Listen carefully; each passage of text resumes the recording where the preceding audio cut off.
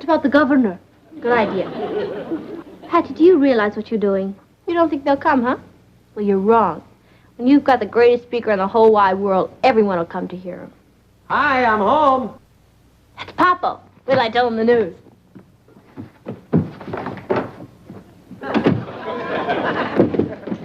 Oh, boy, Papa, have I got some hot news for you. Hello, Patty. Oh, hi. You know Mrs. Donovan, our creative writing teacher? Uh-huh. Well, she told us to suggest a guest speaker for the class next Monday, and I got the greatest speaker in the whole wide world. Gee, that's wonderful. You don't know the half of it. Mrs. Donovan's so flipped out, she invited other teachers to hear the speaker. Well, it sounds very exciting. Who is this great speaker? You?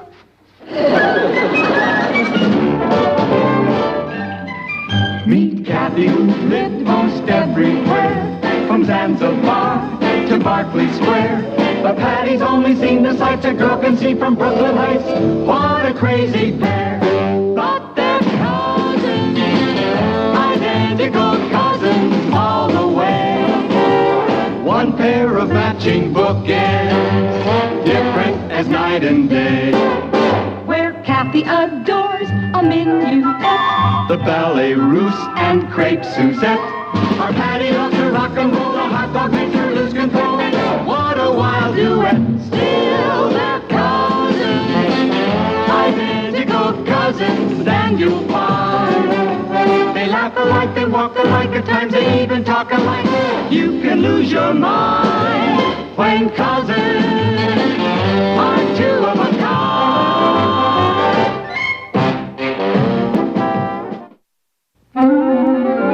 Papa, you can't say no. I just did. But you didn't. You're already committed. You're committed. I'm not. Well, either way, the point is you've got to make a speech in front of that class. Patty, you had no right to tell Mrs. Donovan I was going to be there without asking me first. So I got carried away. Papa, I thought you'd jump at it. It's an opportunity to talk to the future writers of America. Yeah, but I have a newspaper to put out. I just can't get away on Monday morning. Papa, when was the last time I asked you for a favor? This morning. Boy, if I can't bring in my own father, I'll be the laughingstock of the whole school. You love to make speeches. That's right, and I'm going to make one right now. Patty, in the future, when you want something from someone, have the courtesy to ask them first. You can't go around making commitments for other people. Now, that's something you're going to have to get over. Is that clear? Can I ask you one question? Yeah, what is it? Why won't you make a speech in front of the class? Patty! The wheels are in motion. It's like a juggernaut that can't be stopped. Well, just be sure it doesn't run over you. Where's your mother? In the kitchen. Any luck? Oh, yeah. Lots of it. All bad. He wouldn't do it. Oh, he'll do it. He just doesn't know it yet. I think you'd better get another speaker. Have I ever missed yet? She didn't even ask me, Natalie. Now, how could Patty be so irresponsible? I suppose she was sure you'd accept. Huh? Martin, you're going to spoil your dinner. Well, one little olive? Ah, she's going to have to tell Mrs. Donovan she spoke too soon. Good, you do like to make speeches, Martin. But that's not the point, Natalie. I mean, it's one thing to be a guest speaker. It's another thing to be a captive. Besides, I couldn't make it on Monday morning anyway. That's when we have our staff meetings. She's just going to have to get somebody else. And the way she talked, I don't think she's planning to get anybody else. Oh, it's not my problem. I hope not. Martin. Oh, one little radish?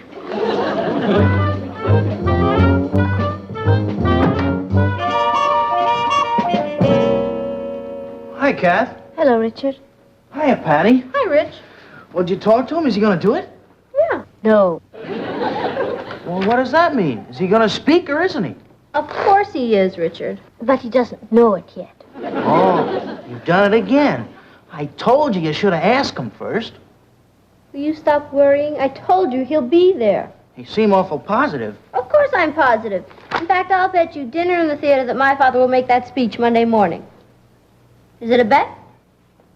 Would you mind if I got a drink of water before I made my decision? No. Thanks. Hi. Hello, Richard. Oh, Richard. Mr. Lane, are you going to speak at Patty's class on Monday?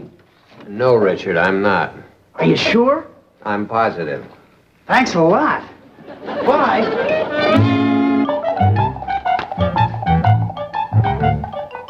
It's a bet.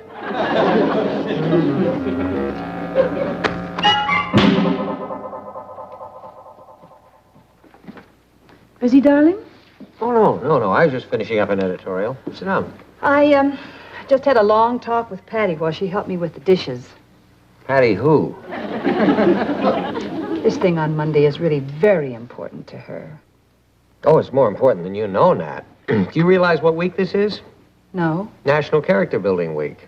I never heard of it. I just made it up. Listen, Nat. Patty has to learn sooner or later that she cannot use people. Now, I'd probably be willing to speak at her school, but I'm not going to let her force me into a position where I have to speak there. You won't change your mind? Well, I sure won't. All right, I'll just have to tell her that I did the best I could. Do you mean that she sent you in here to talk to me? Oh, Martin, she seems so desperate and, I don't know, helpless. Patty's about as helpless as a Sherman tank. She said it was like a juggernaut that couldn't be stopped. Well, I'm sure it's not that serious, Nat. She probably doesn't even know what a juggernaut is. Come to think of it, I'm not sure I do.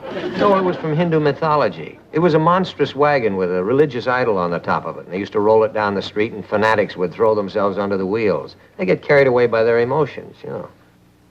Patty knows what a juggernaut is.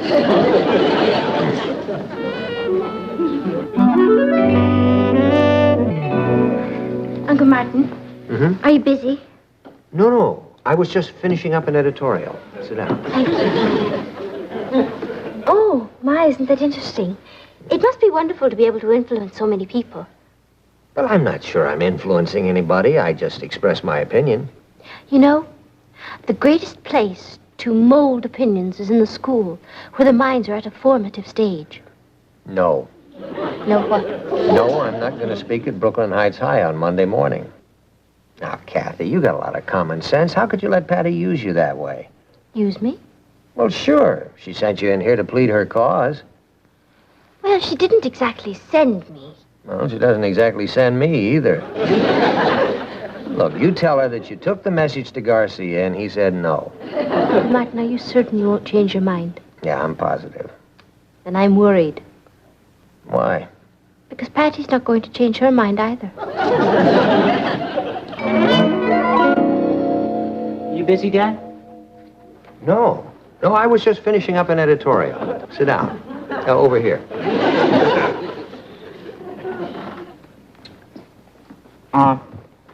I'd like to talk to you about Patty's birthday. Mm-hmm. You see, I figured that this year, instead of giving her handkerchiefs or something, we might do something nice for her. I think that it would make Patty very happy if you went to speak at her school.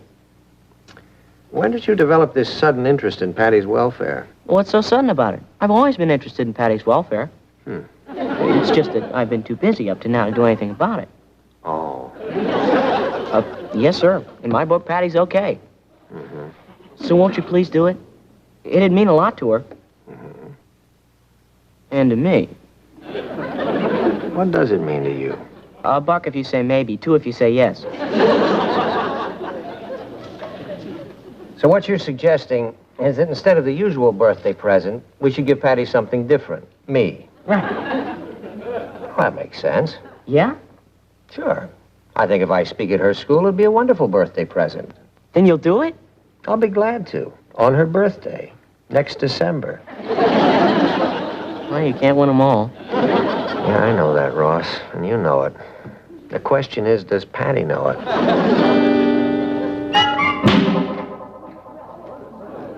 Ross, here. Well, how'd you do? He said he'd speak at your school for your birthday. Oh, Ross, isn't he the greatest? That little kid went right in there and talked him right into it. What else did he say? Would you buy me a soda before I tell you? You said he'd do it. Yeah, but you'll have to wait till December. Well, fellas, what'll it be? I'll have a chocolate sundae. And I'll have another peanut butter and jelly sandwich with a chocolate soda. And don't forget the onions. A chocolate soda with onions? Don't be silly. They're for the peanut butter and jelly. Excuse me a minute.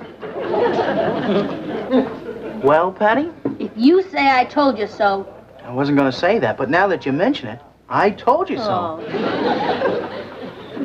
Oh, boy, there's Mrs. Donovan. Hello, Kathy. Hello, Mrs. Donovan. Hello, Mrs. Oh, Donovan. don't get up. Don't get up. This is my cousin Ross. Ross, this is Mrs. Donovan, Patty's creative writing teacher. Oh, that, Mrs. Donovan. Did you lose something, Patty? No. Hi there, Mrs. Donovan. I can't tell you how I'm looking forward to hearing your father on Monday. We're all looking forward to it, aren't we, Patty? You must be pretty excited about it. Oh, yes. Her father is, too. Yeah, as a matter of fact, he hasn't been this excited about anything in years. Well, you tell your father how much we're looking forward to hearing him speak. I will. You know, I sure hope he doesn't get called away to the Far East this weekend. Well, is there a possibility of that? Oh, well, you never know with the newspaper editor. They have to go where the news is. And the situation's pretty flaky down there, you know. Well, if he's in the Far East, we'll understand. But if he's here, we'll expect him at school on Monday.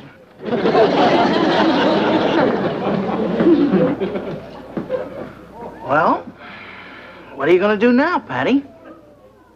It's very simple, Richard. I'll just figure out a way to get my father to the Far East for the weekend. The important thing to remember about writing is that the creative faculty is there for all of us to use. But like any other faculty, if we want to develop it, we must constantly use it and improve it. I thought you'd gone. Aren't you playing golf today? No. I called Eddie Sheldon and told him to go on without me. What are you doing? Oh, well, I'm just rehearsing a little speech. What kind of a little speech? Well, it's a little speech for Patty's creative writing class on Monday. Oh, darling. I can't thank you enough Well, what for? for getting Patty off my neck. Oh, she's going to be so tickled. Well, to be perfectly blunt about it, I'm not really doing it for Patty. No? No, I got to thinking about it, and I decided, why should I deprive the whole class? You mean why deprive him of the greatest speaker in the world? Yeah. No. Well, okay, yeah. Wonder if Patty knows how lucky she is to have a father like you. Well, if she doesn't, I'll tell her. You know, I had to change our whole staff meeting around to do this, and this thing is really developing. I mean, it's something a lot bigger than Patty would bargain for. What do you mean? Well, I told TJ about it, and he thought there might be a story in it. So we've assigned a reporter and a photographer to cover my speech. You know, famous editor addresses his daughter's creative writing class. I thought you were going to address the class. Well, I am. Oh. I think it's just marvelous. Wish I knew where Patty was. I'd call her. Yeah, I can't wait to see the look on her face when I take her off the hook. I'll let you know what happens, Richard.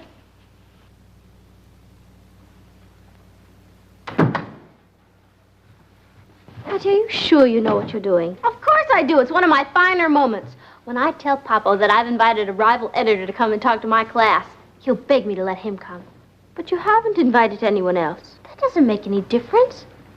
You just don't know anything about psychology. Watch me fix it.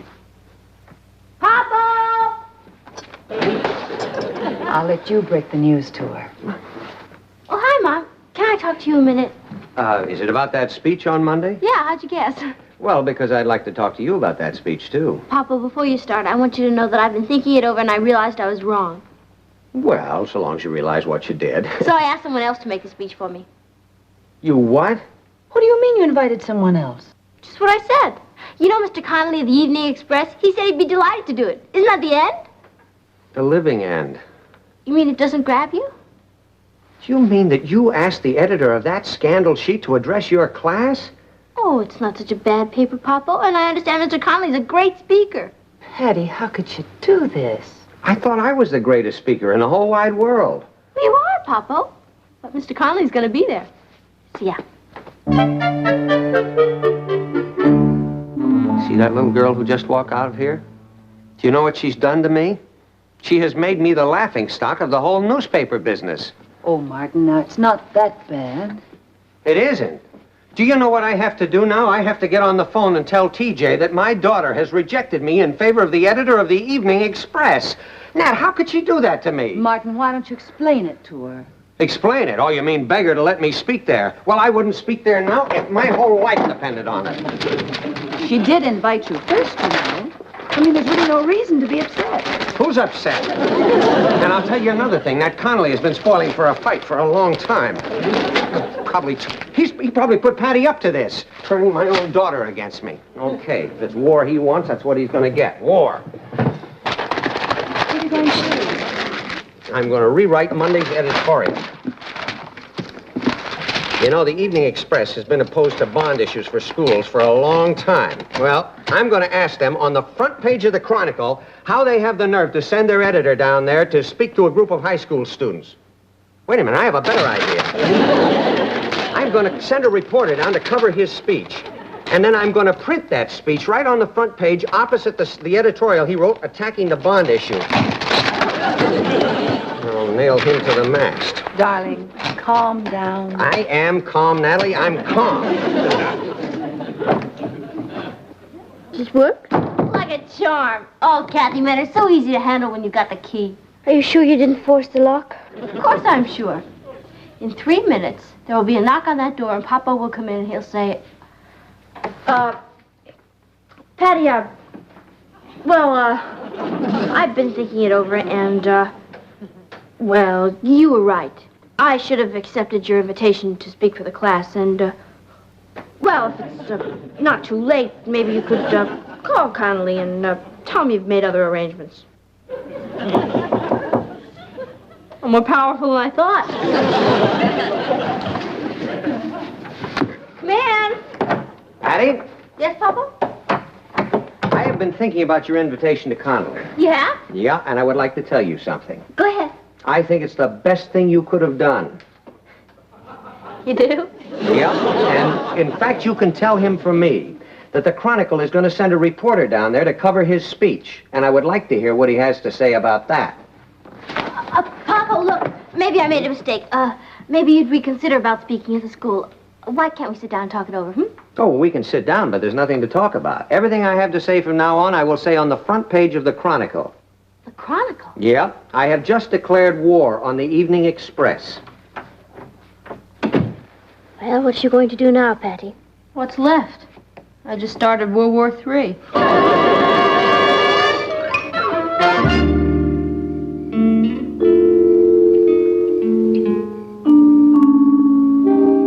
Patty, Hi, Rich. Kathy told me the bad news. I've done it again. No, you haven't. This time you've outdone yourself. You've got 2 speakers who aren't going to speak, and you started a newspaper war. You know, that's what I like about you, Rich. Whenever things look blackest, you're always there with a word of doom. I just want you to face facts. I can't. Why not? If I did, I'd kill myself. You never even asked Connolly to speak, did you? I may be a lot of things, but I'm not a traitor. I wouldn't go to that scandal sheet if you paid me. Do you know they've been against every bond issue for new schools? The only person I wanted to speak there was my father. Have you ever heard him speak, Richard? He's really great. He gets so excited about everything he says, and he gets everybody else excited. I guess he's just about the greatest speaker in the whole wide world. Except Monday morning. Except Monday morning. Don't worry about those tickets, Rich. I'll get them, and you decide where you'd like to have dinner. Oh, don't worry about that. You can forget our bet. I'm worried about you. The president of the school board is going to be there Monday morning. Your father is sending a reporter, and you haven't got a speaker. Think anybody will notice?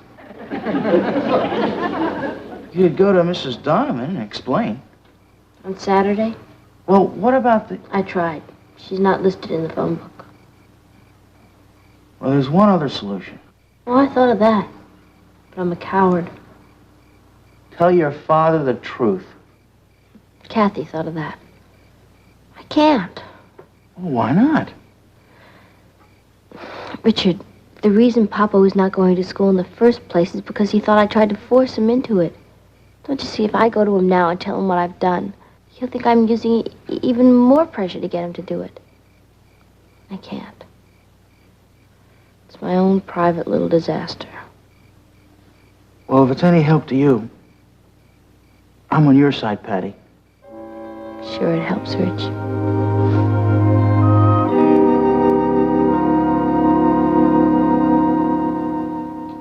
Isn't Patty coming down to breakfast? I don't think she's feeling very well, Uncle Martin. Well, isn't she going to school today? I don't know. This is D-Day, isn't it? Yes, I guess you could call it that. You going to be there? No, but we're sending a photographer and a reporter to cover it. Uncle Martin, do you really think that's wise? Yeah, I think so, Kath. Morning, everybody. Good morning, darling. Well, bye, everybody. Aren't you having any breakfast? I'm not hungry. Well, I must say you don't seem very happy in your hour of triumph. I mean, it isn't every day that you can convince the managing editor of a newspaper to address your high school class. It isn't any day. I guess all the excitement's just gone to my stomach. Papa, I just want you to know that whatever happens, I love you. Bye. Well, I wonder what's gotten into her. Guilt feelings, probably. Well, I better get on downtown. Uncle Martin, may I speak with you a moment, please? Oh, sure, Kath. Privately? Oh, well, why don't we go in the living room? Ross, you can help me clear. Haven't you ever heard of the child labor laws, Mom? Besides, don't eavesdrop. Ross. Good morning, students. Well, this is a red-letter day for the class. And on behalf of the entire class, I'd like to thank Patty Lane for arranging to have her father address us. Now, this is Mr. Dratler, the president of the Board of Education. And, of course, you all know Mr. Lewis, our principal. Oh, and Mr. Lane's speech is being covered by the New York Daily Chronicle. Now, before her father speaks, I imagine Patty has a few things she'd like to say to us. Patty?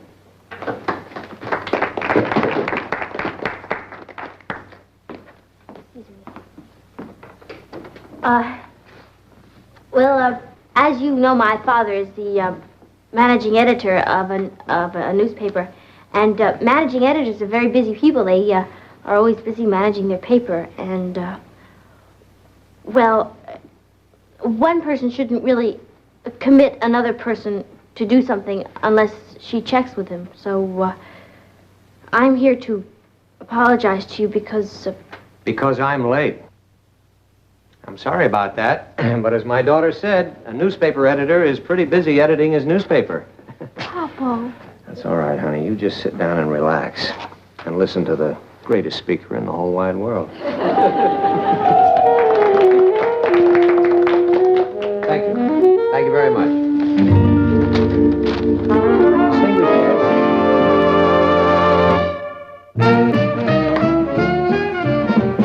Hi, Dad. Hi, darling. Well, tell me, how did it go?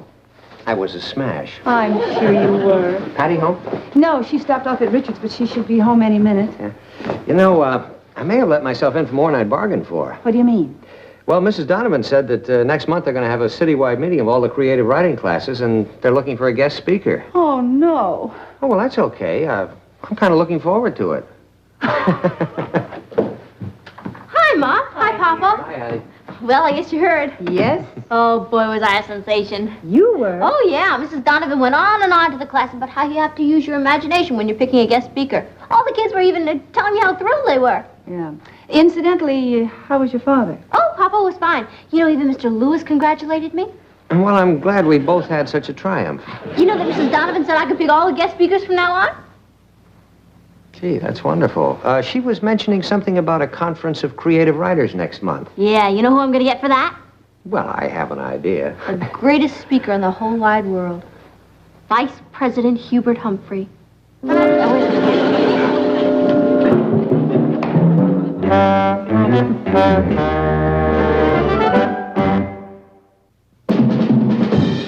a crazy pair, but they're cousins, identical cousins, and you'll find they laugh alike, they walk alike, at times they even talk alike. You can lose your mind when cousins are two of a kind.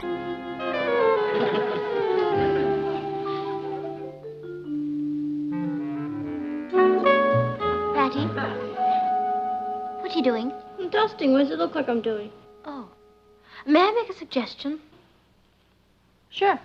Don't ever take it up as a profession.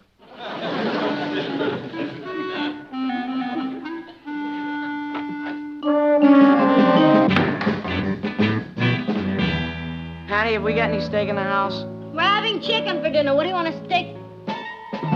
Ross, what happened to your eye? I was attacked by a monster. Oh, you mean some bully did that to you? Forget it, Patty. Just tell me where I can find some steak to put on this eye. No, I'm not going to forget it. What do you think sisters are for? I'm not going to sit here and let something like this happen to you. Gee, Patty, I didn't think you'd get so steamed up about it. Well, of course I'm steamed up. Now, who did that? His name's Jerry Mitchell. He's a new kid at school. Well, He's about 3 inches taller than I am, and he weighs about 10 pounds more than I do. how did the fight start? I don't know. At recess, he started shoving me around, and when I told him to cut it out, he belted me in the eye. Come on. Where are we going? To school to get his address, and then we're going over to his house, and I'm going to turn him over my knee and give him a thanking he'll remember for the rest of his life. Are you really? I told you, no one but no one lays a hand on my kid brother.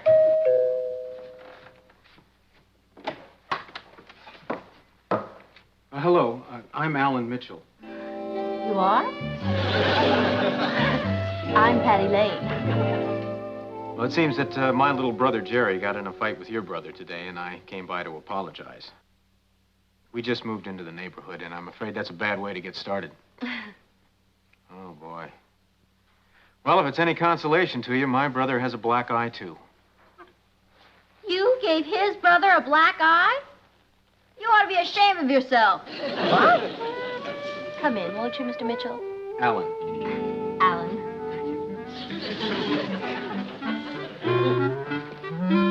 Oh, boy.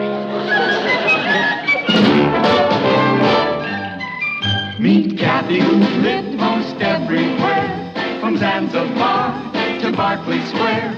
But Patty's only seen the sights a girl can see from Brooklyn Heights. What a crazy pair! But they're cousins, identical cousins all the way. One pair of matching bookends, different as night and day. Where Kathy adores a minuet, The ballet russe and crepe Suzette. Our Patty loves to rock and roll, the hot dog makes her lose control.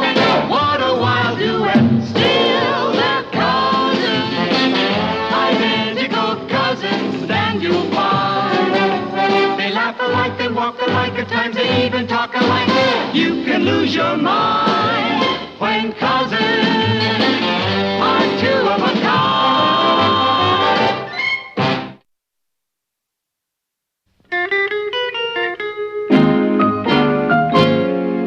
As a matter of fact, we were just on our way over to your house. Oh? What for? Well, to apologize. Apologize? That's right. As I was saying to Ross, one just doesn't go around getting into fights with new neighbors, does one? I didn't get into a fight with him. He got into a fight with me. Ross, why don't you go find yourself a steak, I'm terribly sorry about this. Ross must learn to control his temper. No, I'm not so sure it was Ross's fault. I have a feeling that Jerry likes to fight. Well, don't you worry. I have a feeling they're going to be very good friends. Well, I hope so. I believe in being neighborly, Alan. Where are you from? Oregon. Oh. Yeah, we just moved here last week. You planning to stay for a while? Yes, My dad just bought a sports car agency here in town. A sports car agency? I love sports cars. Do you? Well, so do I. I have 3 of them. You have 3 sports cars? Yeah, I race them. I'll bet you win a lot. I have a few trophies. Yeah. Hey, maybe you'd like to go for a ride sometime. I'd love to. All right, I'll give you a call. Okay. I've really got to go now and get dressed for a date. Yeah, I'd better be getting dressed, too. Dinner in the theater, you know. It gets to be such a bore doing the same thing every night. Well, I'll tell you, I'll have Jerry apologize to Ross. Oh, don't you do any such thing. I'll have Ross apologize to Jerry. I mean, after all, your brother's new in the neighborhood.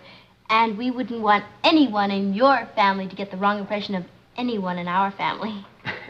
Yeah, well, I'll see you. Bye-bye. Bye. See ya.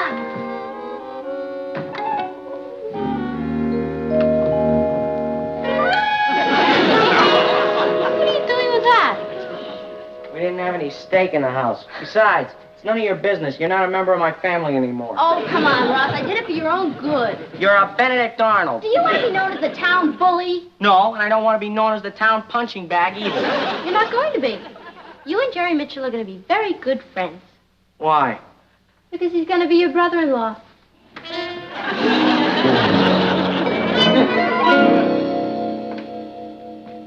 Oh, Kathy, would you pour some milk, please? So where's Ross? I haven't seen him since I got home. He's up in his room, dear. Well, isn't he coming down for dinner?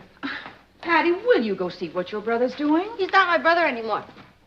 Hattie, have you and Ross been fighting again? He's been fighting, but not with me. Oh, I'll get the salad. Hi, Dad. Oh, hi, son. Ross, how'd you get that black eye? By being a bully. You were in a fight? Yes, sir. Well, now, Ross, you know how I feel about things like that. I couldn't help it, Dad. Dad, do you think it's neighborly to go around beating up new kids in the neighborhood?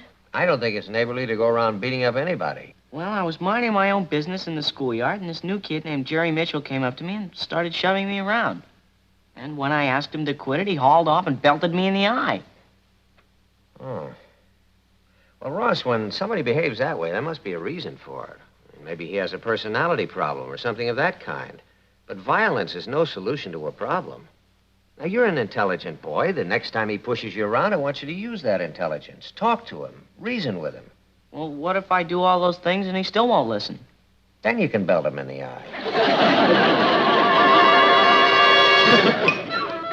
Okay, Jerry.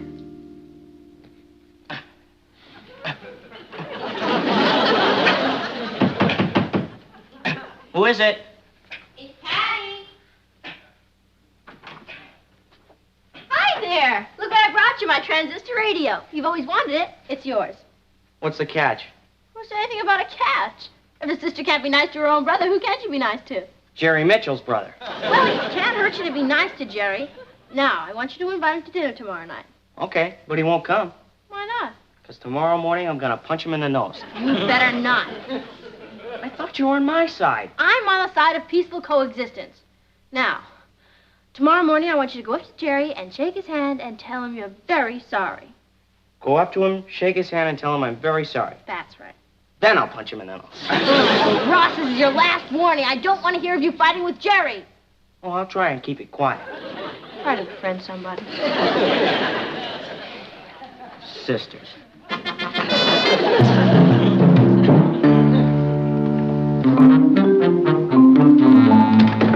Any luck? He thinks he's Cassius Clay. I don't know what's gotten into him, Kathy. All I know is I'm not going to let him ruin things between Alan and me. What about Richard and you? We can't ruin that. Oh, Kathy, wait till you meet him. He's really something else. Yes, and I think I know what. What? Trouble. Pat, you hardly know Alan. You're siding with him against your own brother. Just because I'm going out with Alan doesn't mean I'm against Ross. When are you going out with him? The second he asks me.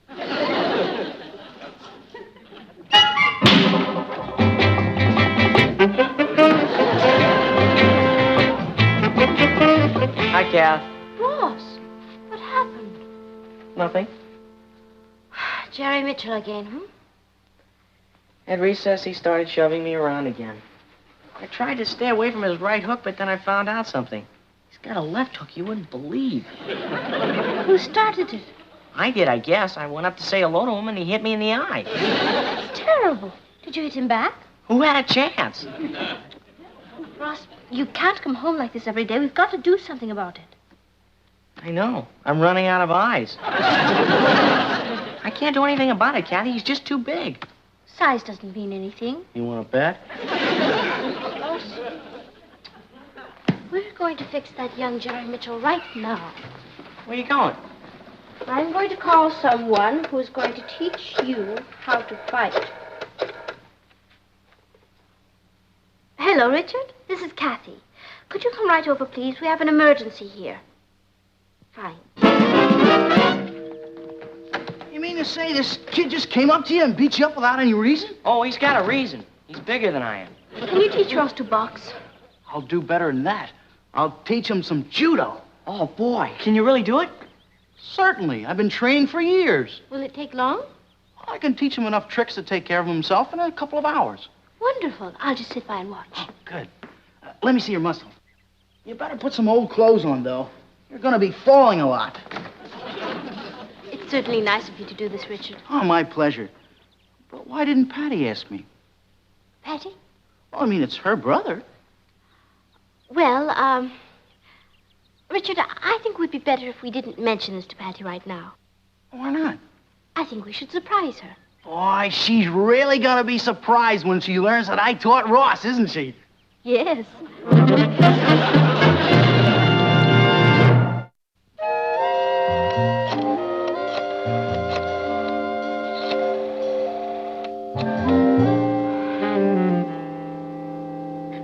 Hello, Alan?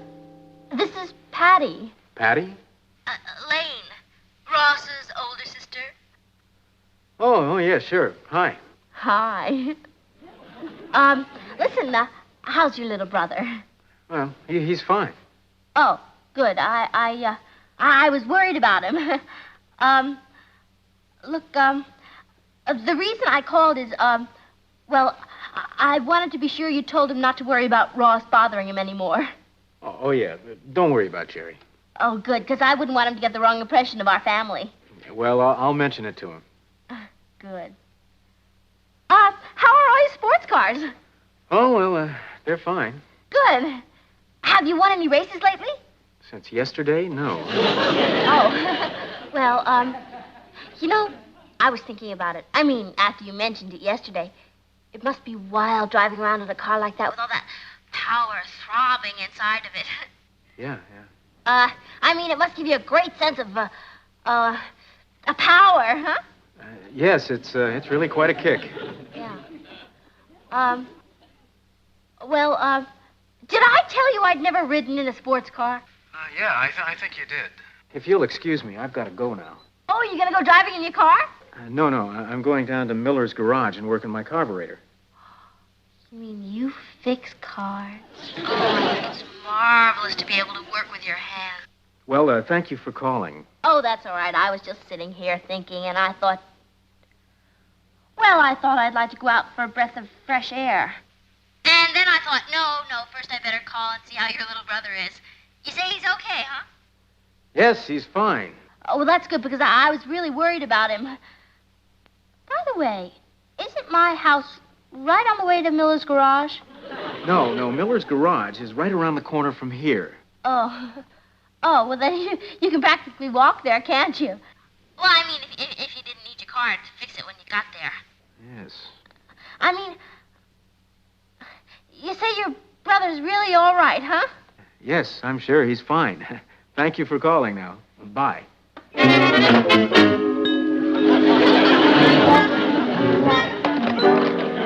right, feet set. All right, now throw a punch at me.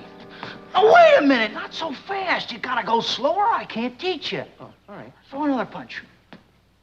Parry with the left, grab the wrist, twist the arm up behind, and hold onto the shirt. You got it? Yeah, okay. Okay, you try. Go ahead. Throw a punch in. Now, come in a little closer. All right, okay. Parry, grab. Okay, Ross. Hey, I got it. Yeah, you're breaking my arm, too.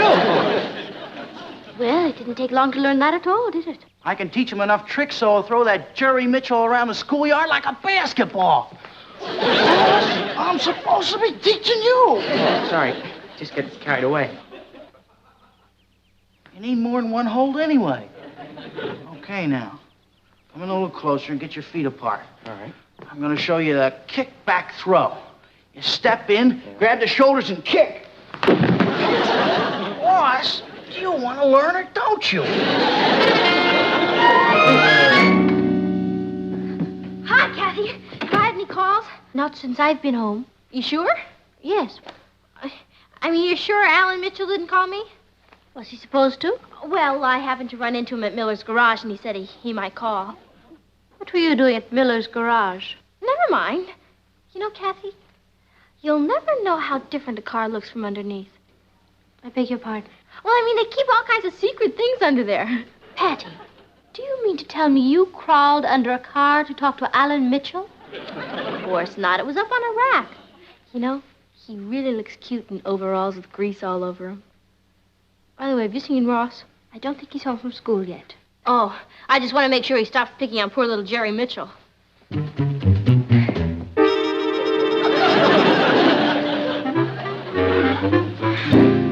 Been picking on poor little Jerry Mitchell again? Very funny. Didn't you use the judo hold Richard taught you? Sure I did. Only he got out of it and flipped me over. What about the kickback throw? I tried everything. Well, don't you worry, Ross. We're not licked yet. What do you mean, we? You say this kid knows judo. I'll say he does. I bet you he doesn't know karate, and that's what I'm going to teach you. Are you sure it works? Have I ever failed you? Never mind. I promise you, tomorrow this kid's going to be running from you in terror. Get up. He is? Sure, it's the most dangerous thing there is. Notice anything special about my hand? It needs washing. It's a deadly weapon. It is? As a matter of fact, in a lot of states, a karate expert has to register his hand with the proper authorities. Now watch this. First you get the balance. Then aim. Perfect aim. A lot of concentration. Then take a deep breath. You notice the aim? Keep your eye on that.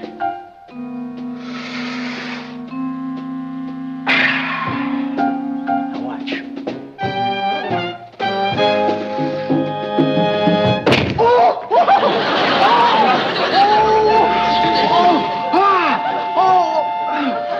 You're right. It is a deadly weapon.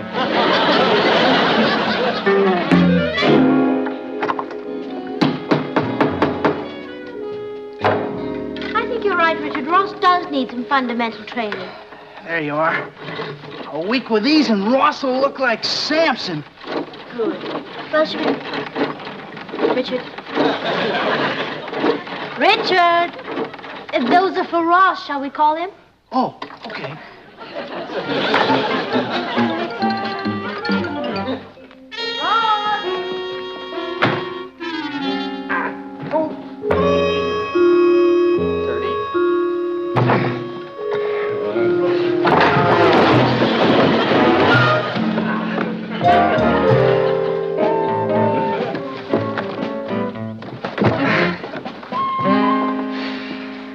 Thought I'd fix that thing.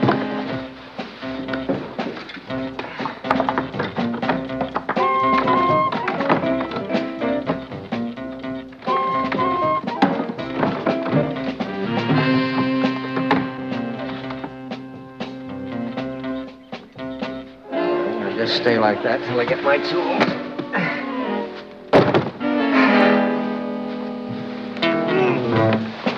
This is one of the best bodybuilders there is. Hello, Uncle Martin. Hello, Pat. Oh, hi, Mr. Lane. Can I help you? Oh, gee, thank you, Richard. That's very nice.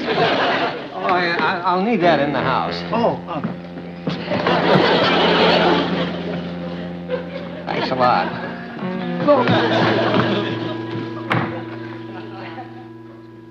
those are pretty tricky. You gotta take it easy at first. Now, wait a minute, Ross. You gotta do this right. First, we gotta make sure your thumbs are folded down right. There, like that. Okay. Now, I want you to think of all your strength being in your shoulders, your arms, and your wrists. And when I say pull, I want you to pull with all your might. Are you thinking? Yeah, I'm thinking. Okay. Ready? Pull! Are you all right? Here. That was great, Ross. Come on, get up. I can't. Why not? Well, there's no strength in my little legs. It's all gone to my shoulders, arms, and wrists. You know what the trouble with you is? What? Psychological. You know what I mean, Kath? I think so. What you need is confidence, see? Yeah. What you should do is say to yourself, I'm stronger than he is, I can beat him. Yeah. Well, say it. I'm stronger than he is. I can beat him. Say it again. I'm stronger than he is. I can beat him. Once more. I'm stronger than he is. I can beat him. Did you say I'm stronger than he is, I can beat him? I didn't get a chance. Why not? When I opened my mouth, he stuck his fist in it. You're kidding. Do I look like I'm kidding? Oh, it was pitiful. I tried judo and he threw me. Then I played my ace card. I started that karate move you showed me. You're right. It's murder. Oh, hi, Richard. Oh, Holy cow, you look like a disaster area. What happened? Nothing. Don't tell me you've been fighting with little Jerry Mitchell again. Patty, you've got it all wrong. Jerry Mitchell has been beating up Ross. That's why I've been teaching Ross self-defense. Self-defense? Yeah, you know, defending himself. You've been what? Yeah, it was Kath's idea. Thanks a lot, cousin. Someone had to do something about Ross. Well, somebody is going to do something about Ross right now. What's the matter, Patty? I'd rather not go into it at the moment. I'll get it. Hi. Hi, Alan. May I talk to you for a minute? Sure, let's go someplace quiet. It's Jerry Mitchell's brother. Come on in, Alan. Thank you. This is my cousin Kathy, this is Alan Mitchell, and this is Richard Harrison. Hi. Alan is a brother of a friend of Ross's. Oh, what of mine? Yes, Jerry mentioned to me that you two had another fight today. Oh, I'm sure it was just a friendly little argument. You know how those things happen.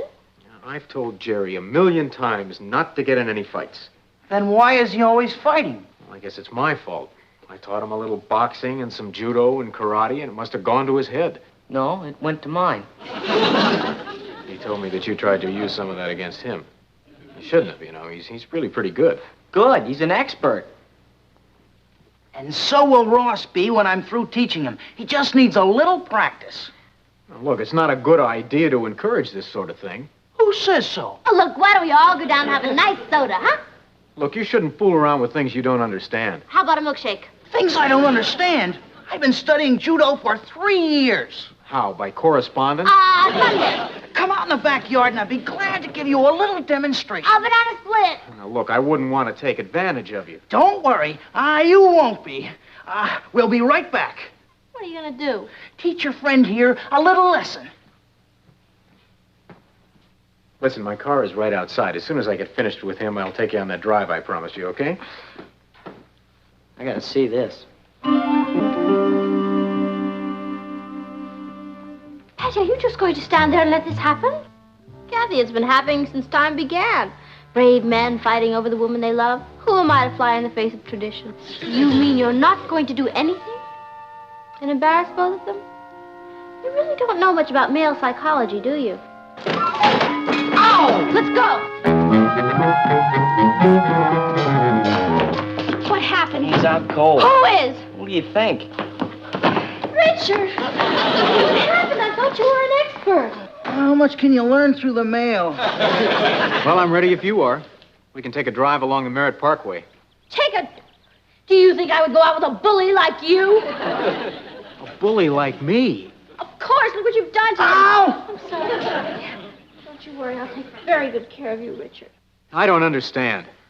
How could you understand? You and your big moose of a brother are too busy going around beating up the neighborhood. I will thank you, Mr. Mitchell, to leave and never darken my doorway again. I'll show you to the door. Yes. You know, I thought I understood women. Oh, I'm sure you do. You just don't understand Patty.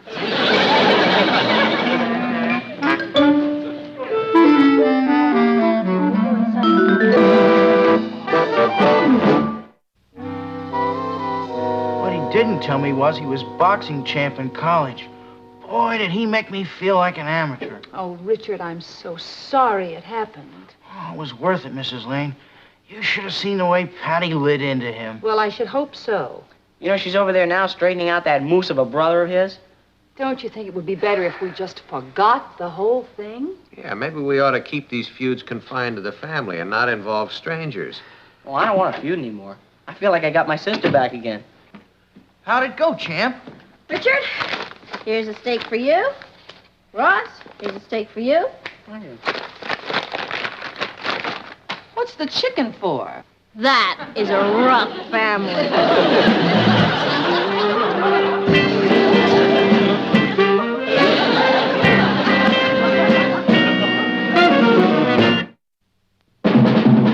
Here's Kathy, who's lived most everywhere, from Zanzibar to Berkeley Square. The Patty's only seen the sights a girl can see from Brooklyn Heights. What a crazy pair! But they're cousins, identical cousins, and you'll find they laugh alike, they walk alike, at times they even talk alike. You can lose your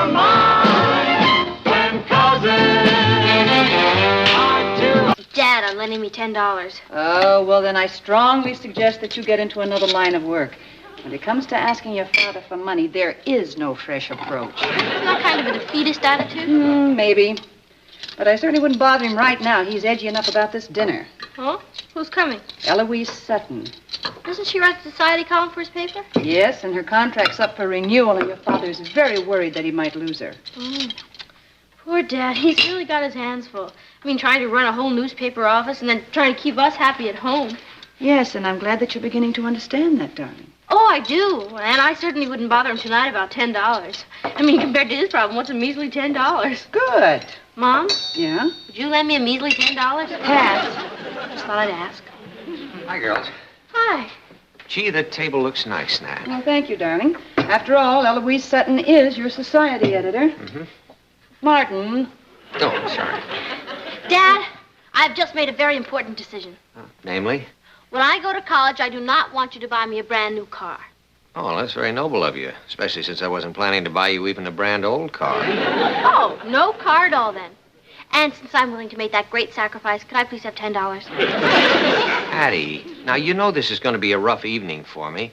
I'd think instead of accentuating the negative, you'd try to think of some way to help. Oh, I'll help. What do you want me to do? Well, you can begin by seeing that nobody disturbs us. Okay. And another thing you could do to help would be to take care of Pierre while Miss Sutton is here. She's bringing her son? No, her dog.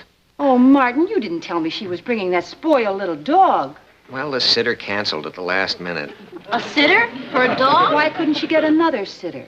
Listen, you just can't find a registered nurse at a moment's notice. Let's get one thing straight, Martin. I am not going to set a place at this dining room table for a dog. Well, of course not. He can eat at the kitchen table with Patty.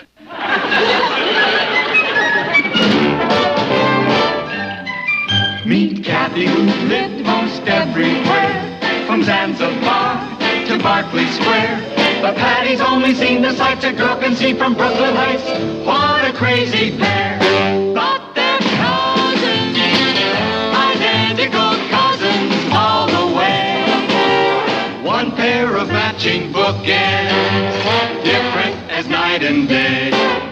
Where Kathy adores a minuet. The ballet russe and crepe Suzette. Our Patty loves her rock and roll. The hot dog makes her lose control. What a wild duet. Still they're cousins. Identical cousins, and you'll find. They laugh alike, they walk alike, at times they even talk alike. You can lose your mind when cousins are two of a kind.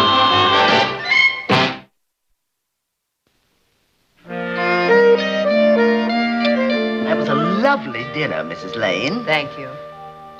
Say thank you to Mrs. Lane, Pierre. You're welcome. You're very understanding. You know, there are people who object to eating at the same table with Pierre. Not really. Well, it takes all kinds. Personally, I think it's rather novel to eat with a dog.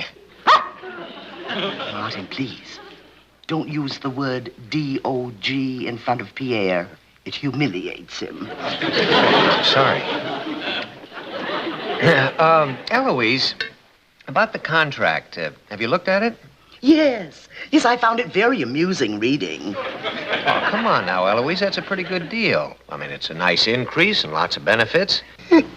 Oh, I think Pierre's getting fidgety. Let's talk about it when I come back from Palm Beach. Shall we have coffee in the living room? Fine.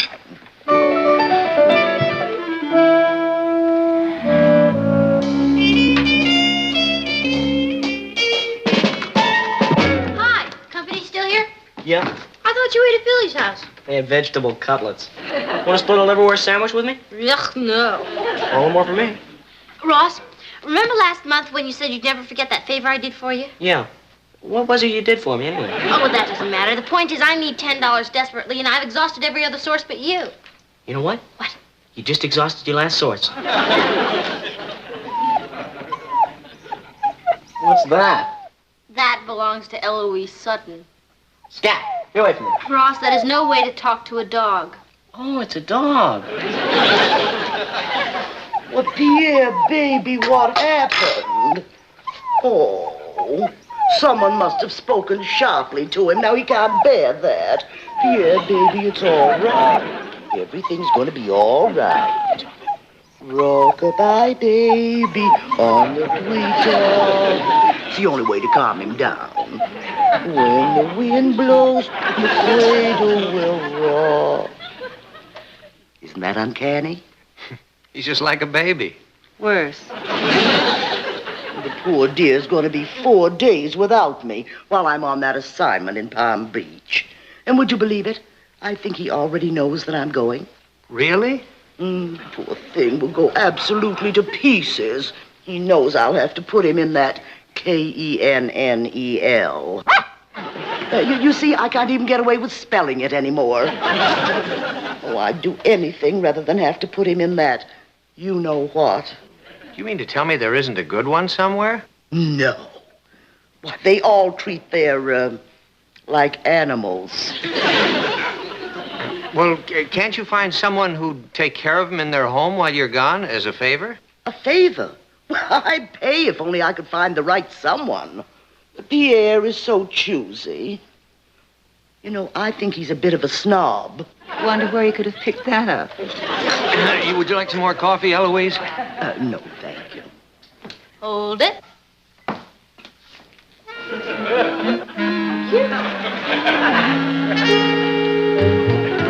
What are you doing? Never mind. What I really should do is get a companion for Pierre on a full-time basis. But who can afford it on my salary? Oh, now, Eloise. Oh, excuse me. I didn't know you still had company. Oh, that's all right, Patty. Eloise, this is our daughter, Patty. Patty, this is Eloise Sutton. How do you do? How do you do? Oh, what a little darling. Hello there, sweetheart. Well, hello. What's his name? Pierre, he likes you, Patty. Oh, all dogs like me. Pierre likes so few people. Oh, really? Martin, look, he loves Patty. Oh, and I just love him. Miss Sutton, if you ever want to go away and leave him, I'd be very happy to take care of him for you. Well, it was nice to meet both of you. Patty, wait a moment. Yes? It's perfect. Absolutely perfect. Oh, Patty, would you? Would I what? Look after Pierre while I'm gone. Oh, well, I don't know. That's up to my mother and father. Martin? Natalie? Who can I pass the buck to?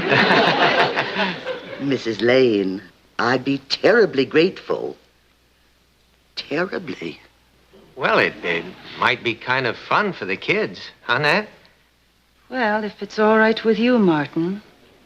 Well, Oh, of course I'd want to pay Patty for her trouble. Oh, no. Oh, I would insist on giving you something. Oh, no. Well, at least let me pay you what I'd give the kennel, $15. Oh, no. Well, if that's the way you feel about it. Oh, no. I mean, $10 would be just fine.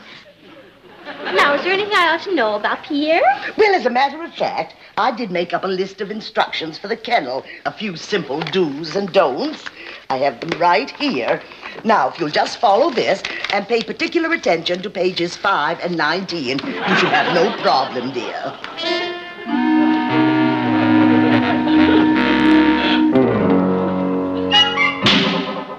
Natalie, I don't know what you're making such a fuss about. That dog is only going to be here for a couple of days.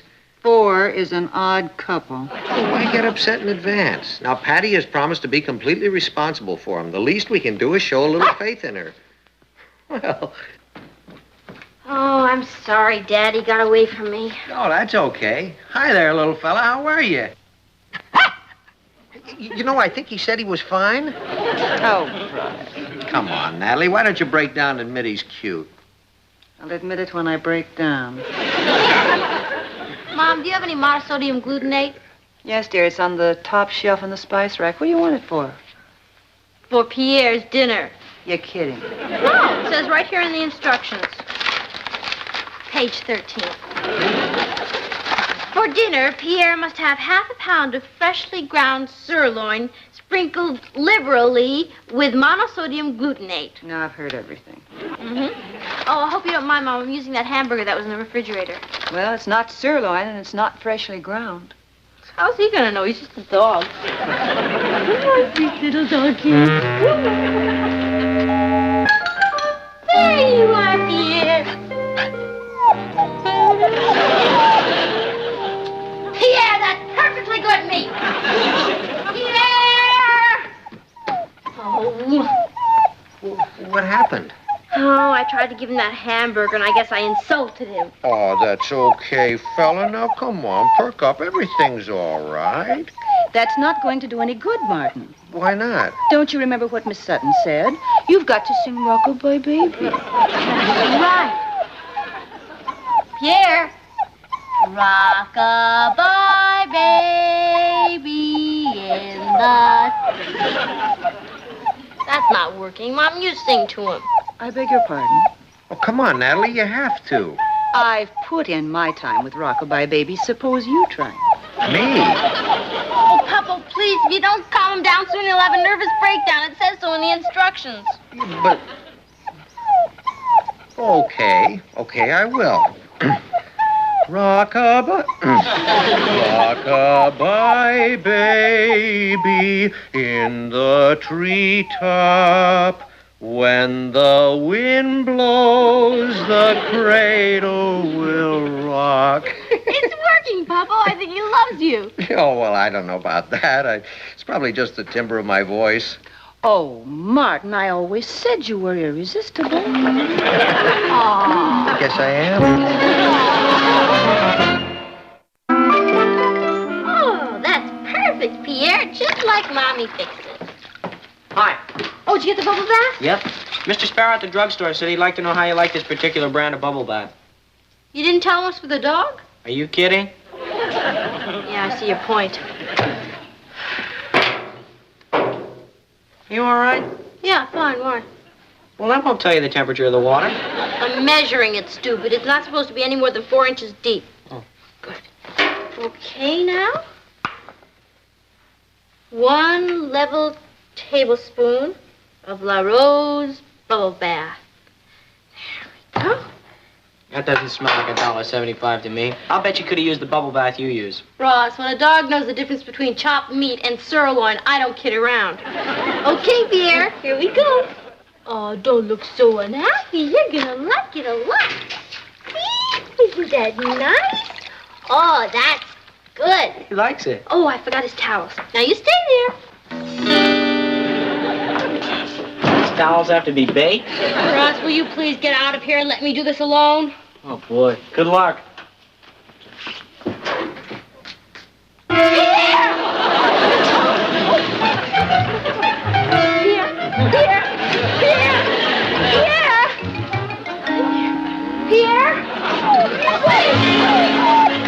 No.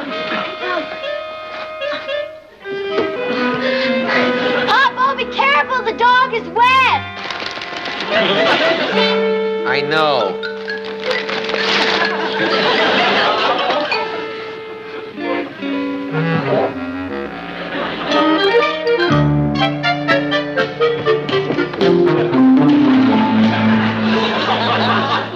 are you doing? Oh, well, I'm just playing Pierre's favorite game, fetch the ball. You mean when you play fetch the ball with Pierre, you have to do the fetching? Yes, something like that. I'm coming, Pierre, I'm coming.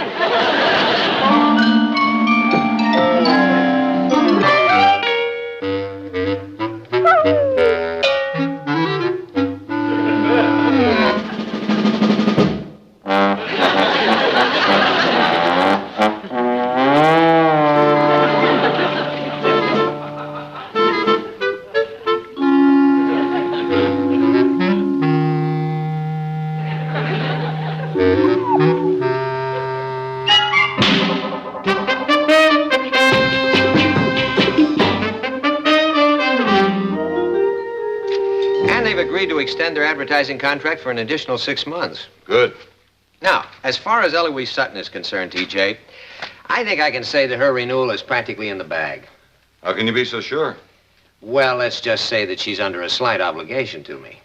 But what about this rumor that the Evening Express has made her a very attractive offer? TJ, believe me, if she doesn't sign with us for another year, she won't have another year. Hello? Just a moment, please. For you. Oh, gee, I'm sorry. Hello? Papa, I know you're busy, but this is a crisis. Pierre is crying again, and no matter how much I sing to him, he won't stop. Well, now, Patty, I'm in the middle of a very important meeting. I know, Papa, but he's really carrying on. You've got to sing to him. Patty, that's ridiculous. Papa, if you don't sing to him, he could have a nervous breakdown. And then when Miss Sutton comes back, she'll... All right, put him on. Okay. Take it away. Rock-a-bye, baby. Louder, Papa. Rock-a-bye, baby. Papa, you've got to sing out. Rock-a-bye, baby, in the treetop. When the wind blows, the cradle will rock. Patty, I absolutely forbid you ever to call me at the office again about that animal. You have no idea how embarrassing it is. Now, he is your responsibility, not mine. And you have to carry that responsibility out. Will you shut up? Papa, you're not supposed to talk to him like that. Miss Sutton says... Hey, it worked. Well, it's time somebody took that dog in hand. You, out! Papa, you did it! You solved the whole problem. Boys, Miss Sutton had a wrong number on that dog. Hey, Ross, maybe you hear Papa's a regular lion tamer with that dog. I think he's really got the problem licked. You licked him? No wonder he went out the back door. He went out the... Oh, no. And you let him? He scooted out as I was going in. I thought I heard voices. Honey, there was a phone call. Not now, not now. But it was from Eloise Sutton. She's back in town. Eloise is back? Yeah, she finished a day early and she can't wait to see Pierre. How's that for luck? Oh, brother. Well, don't just stand there. Any luck? No. Did you sing? Are you kidding? Of course, you gotta sing. It's the only thing that soothes him. Now, come on. Rock-a-bye, baby, in the treetop. When the wind blows, the cradle will rock. When the... Thanks, Mrs. Hartley.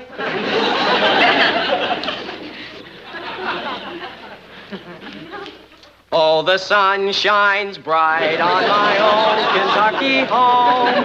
Ross, what are you doing? This could be the start of a whole new career for me. Stick to Rock-a-bye, baby, will you? Pierre! Here, Pierre! Rock-a-bye, baby!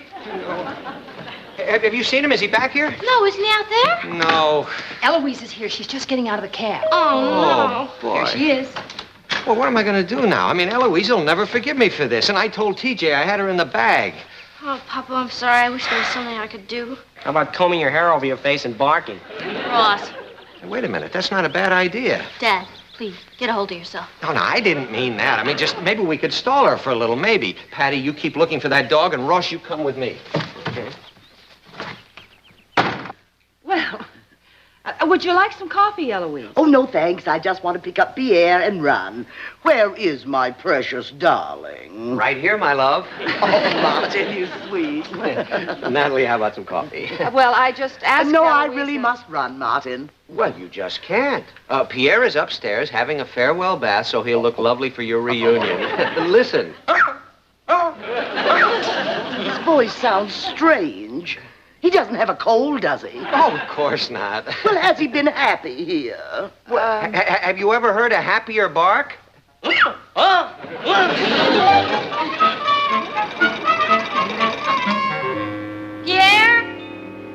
Pierre, where are you?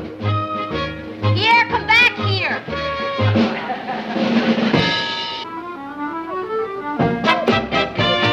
Pierre, what are you doing in there? Come out of there. Now, come on, hurry up. Your mommy's waiting at home. Will you get out of there? Don't you hear me?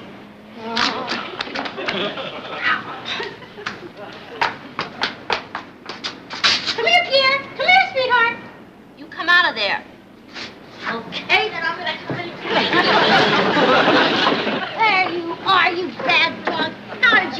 How could you do this to me? Now, come on, let's get out of here. Come on. We're stuck. Do you think Patty will be much longer? I hope not. Oh, you mean with the bat? No, of course not. I do hope Pierre hasn't been too much trouble. Oh, believe me, there are times we don't even know there's a dog in the house. Eloise, about the contract, why don't you give up the pleasure of keeping me dangling and sign it? I thought about it, Martin, and I decided you'd never try to put anything over on me, right? Help!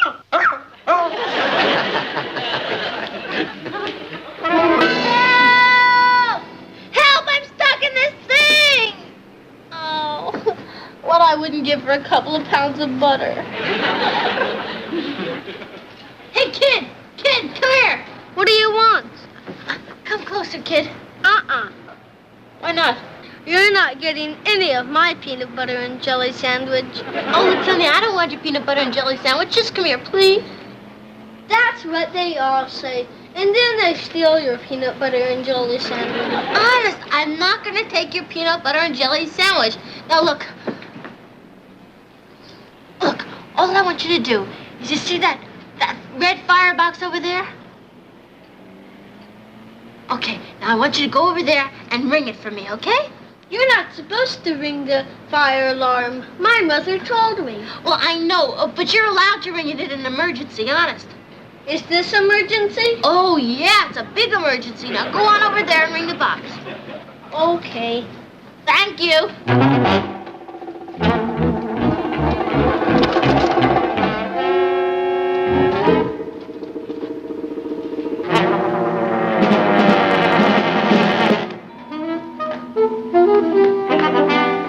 Now what? What's emergency?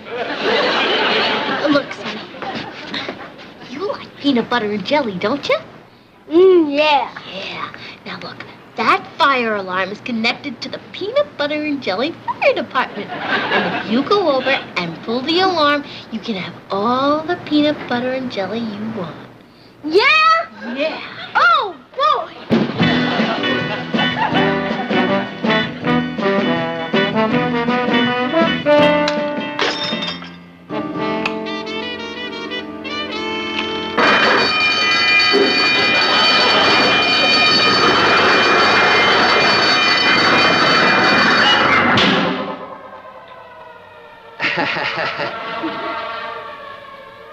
Say, that fire sounds pretty close, doesn't it? I think I'd better take a look.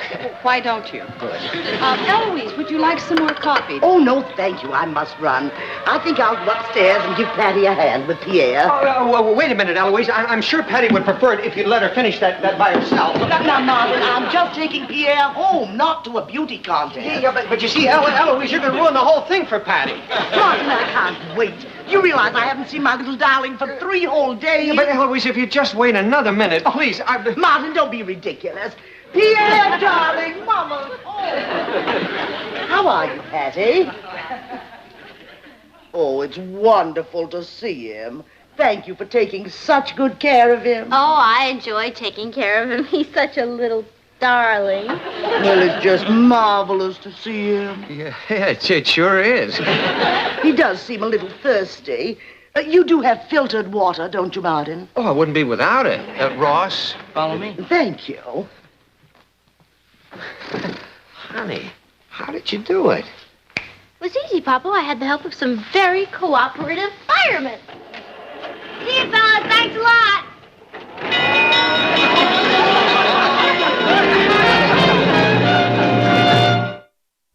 Well, thanks a lot, Patty, for all your trouble. Oh, what trouble? Martin, how can I ever thank you? You signed the contract, Eloise. Well, I'm off. Hey, look what I found in the front yard. No, don't shout. There's another way to bring him back. Oh, yes, we know. Me. Rock-a-bye.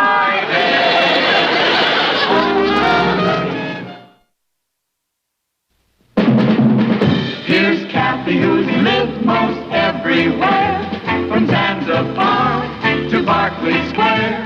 The Patty's only seen the sights a girl can see from Brooklyn Heights. What a crazy pair.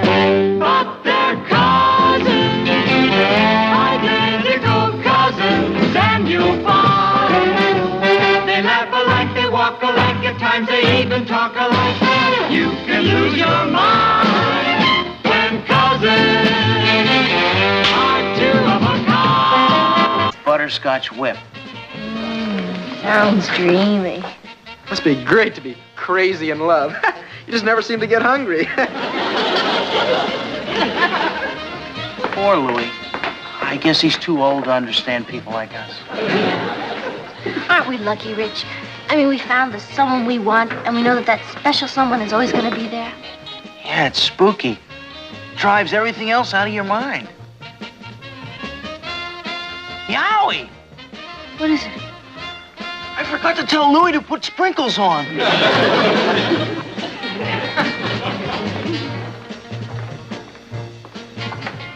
Patty. Hi, Cynthia.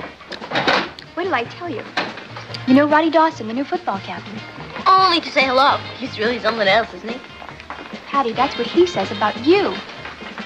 Roddy Dawson? Himself.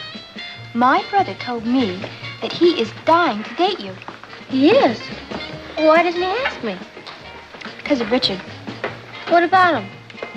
Well, he knows that you and Richard are a thing, you know. Well, anyway, I thought you'd like to know what might have been with you and Roddy Dawson. Thanks, Cynthia. Bye.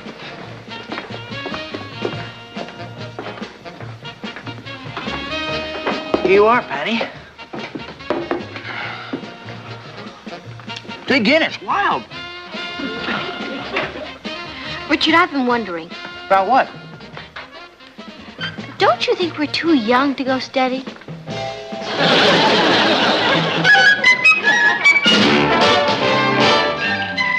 Meet Kathy, who lived most everywhere, from Zanzibar to Berkeley Square. But Patty's only seen the sights a girl can see from Brooklyn Heights. What a crazy pair! But they're cousins, identical cousins all the way. One pair of matching bookends, different as night and day. Where Kathy adores a minuet, The ballet russe and crepe Suzette. Our Patty loves to rock and roll, the hot dog makes her lose control. What a wild duet! Still they're cousins, identical cousins, and you'll find they laugh alike, they walk alike, at times they even talk alike. You can lose your mind when cousins are two of a kind.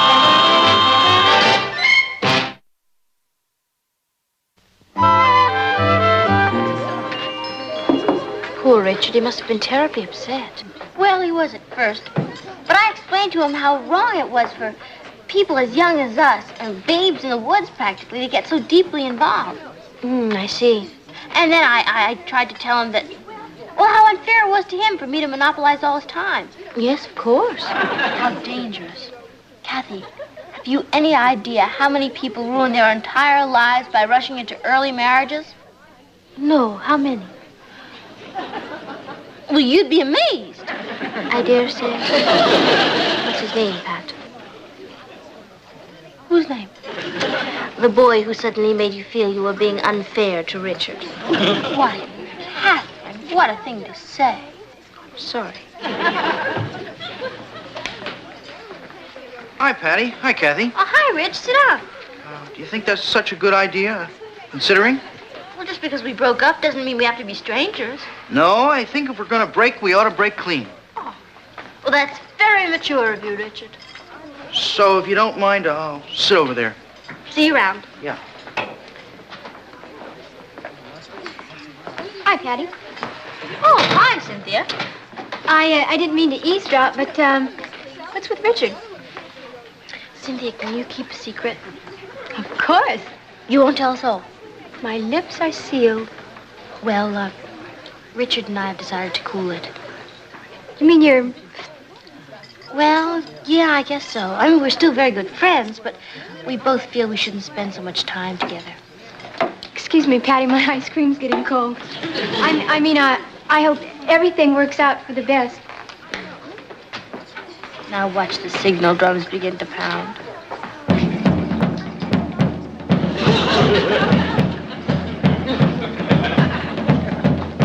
Well, mission accomplished. You know, The only thing I feel pretty flaky about is Richard. I mean, it takes a pretty special person to understand him. I hope he won't be too lonely without me.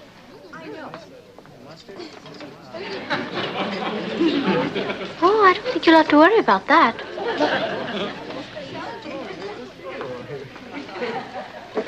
Well, I'm glad he doesn't have to eat alone.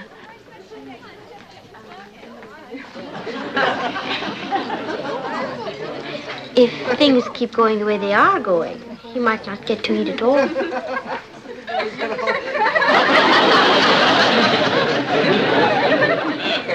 He was never that funny when I dated him.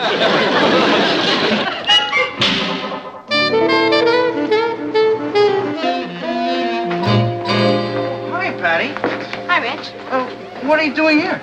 Oh, I had to tell the coach something about the cheerleading. Is practice over yet? I just finished. How's things? Oh, just fine. How's things with you? Can't complain. Take care. See ya. Hi, Roddy. Remember me? Sure, you're Patty Lane. Hi. Hi. Hi. Hi. Nice talking to you, Patty.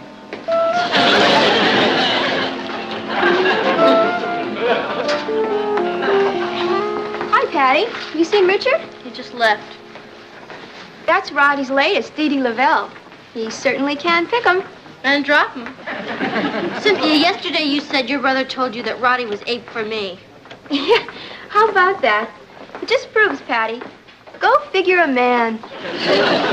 You know, my brother told me she's already got Roddy's class ring.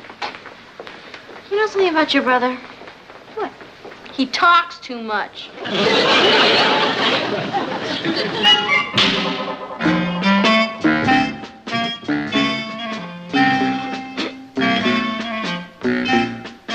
Patty, Yes, Papa? you sure you don't want to go to that lecture with us? Oh, no, this book is fascinating. Have a good time. Hey, Patty, you're not sorry you broke up with Richard, are you? Oh, no, Papa. It was the mature thing to do. Well, it's certainly more sensible at your age to play the field. Have you met any interesting new boys? Oh, yes, Gads. The phone hasn't stopped ringing. Don't overdo the social world. I'll try not to. Okay. I'll see you later. Enjoy yourself.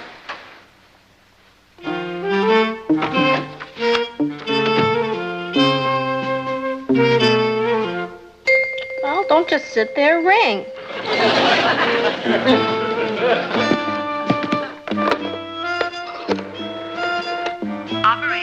Operator, this is 624-1098. Would you please ring back and check the line? I think it's out of order. Certainly. Hang up, please.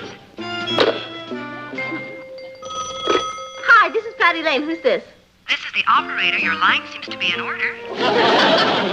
Thank you.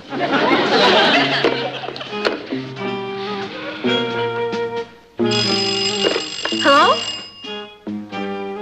Hello?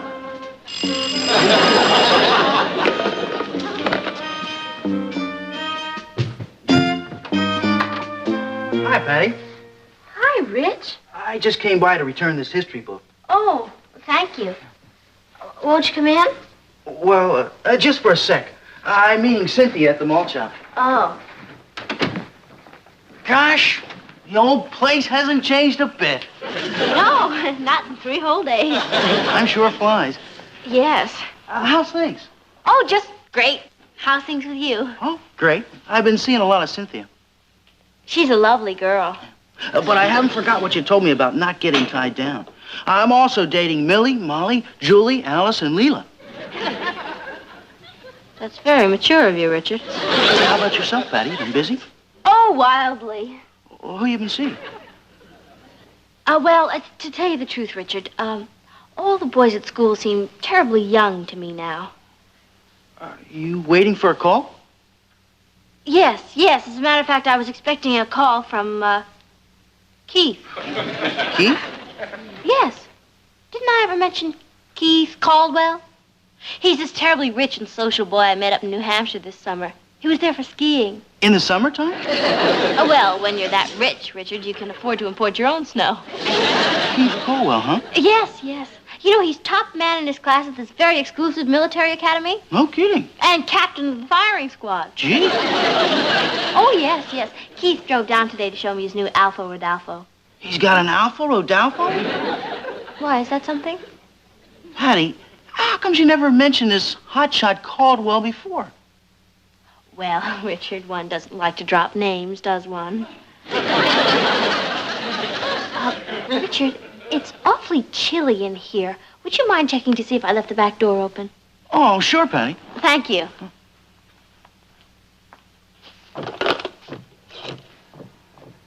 Operator? Hello, this is 624-1098. Would you mind checking to see if this number is working? Certainly. Thank you.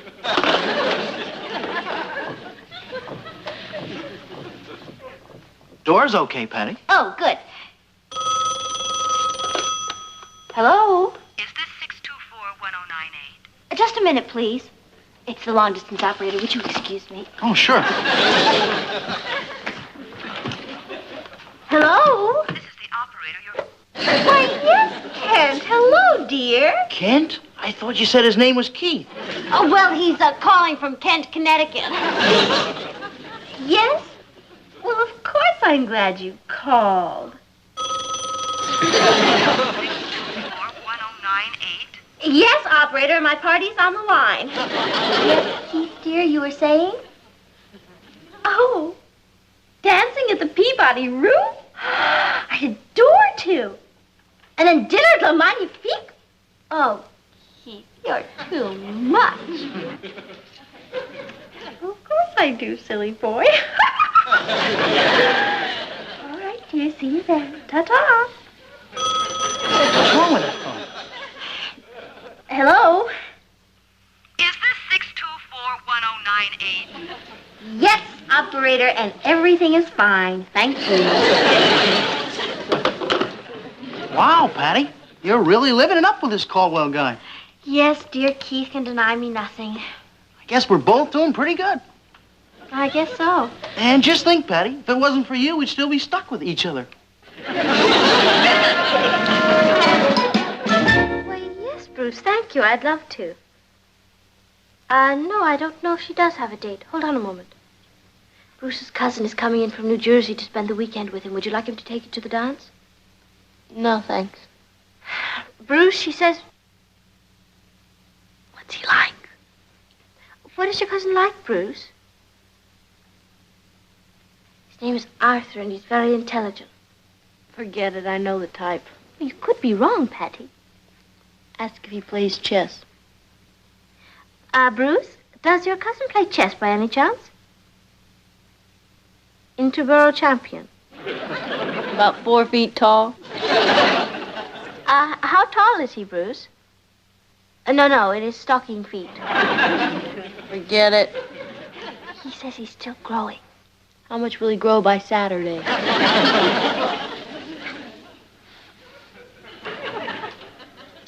Bruce, does your cousin...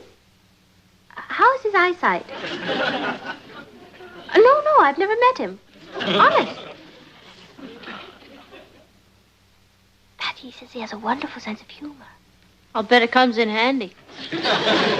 Bruce, Patty says thank you very much anyway, but she can't make it. All right, fine. I'll see you Saturday. Goodbye. Pat, I ran into Richard today, and he tried to pump me about this terrific boy you met up in New Hampshire last summer. What'd you tell him? Well, I just listened. Patty, the only boy up in New Hampshire last summer was about 8 years old. No, I think he was nearly 10. Why did you do a thing like that? Well, I had to come up with something. Since I broke up with Richard, nobody's even asked me for the right time. Now he's suddenly Charlie Irresistible. I'm afraid you made a mistake, Patty. You made Keith sound so glamorous, none of the other boys will ever come near you. Yeah.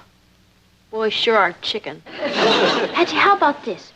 Why don't you start a rumor that you and Keith had a terrible fight and broke up? Kathy, you want me to tell a fib?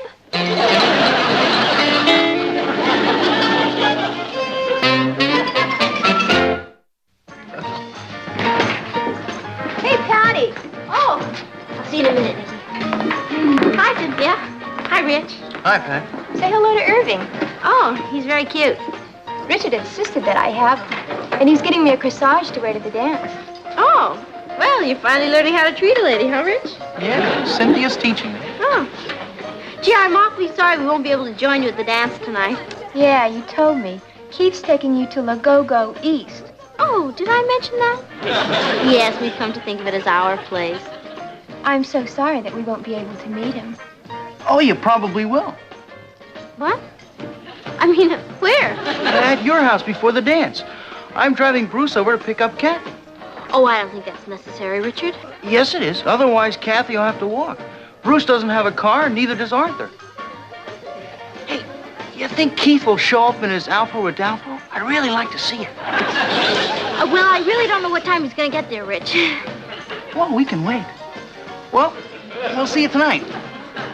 Yeah. Bye, Irving.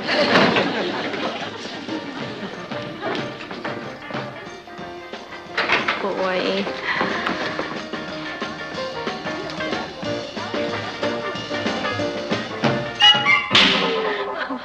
Oh, it's almost 9 o'clock. Shouldn't we be going? What's your hurry, Kathy? It'll go on for hours. Patty? Keith should be along any minute. I'd like you all to meet him, really. Keith? I suppose so. Richard, would you get the door, please? You bet. Do you think he'll be wearing his uniform? Yes, I suppose so. Telegram for you, Patty. Oh, thank you, Richard. Oh, it's from Keith. Darling, I can hardly bear each long moment until I'm there. Love, Keith. Isn't that thoughtful? Never even send me a postcard. Postcard? We've only been dating for 3 days. Oh, here he comes now. I'll get it. Thank you, Richard. I didn't hear his Alfa Rodolfo drive up. Oh, well, that's because it has one of those very special foreign mufflers. For you. Oh, thank you. Oh, aren't you beautiful? Oh. Roses are red, violets are blue, orchids are sweet. These are you, adoringly, Keith. Aren't they charming? In an ostentatious way. That must be him. I'll get it.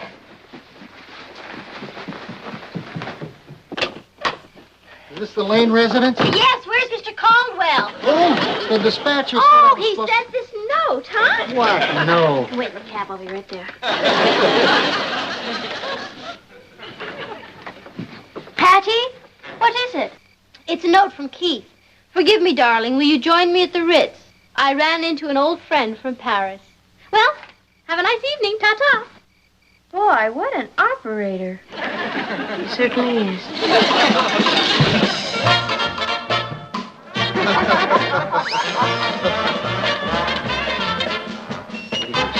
Well, there are 2 over there, Martin.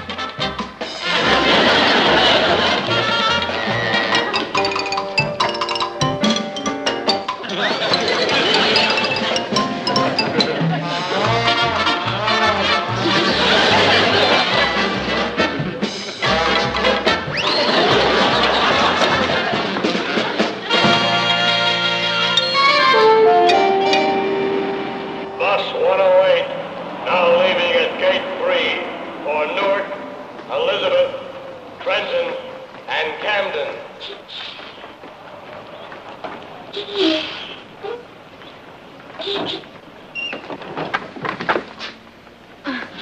Maybe you don't know it, miss, but we've got a water shortage. Beg your pardon? That was your 8th trip to the fountain. Sorry. You've been around here a long time. What bus are you waiting for? Well, I'm not really waiting for any bus. I kind of like sitting around bus stations. I think you'd be better off home in bed. Bus 110, now leaving for Hoboken, Jersey City, Plainfield, and Morristown. Hurry! You'll miss your bus, Arthur.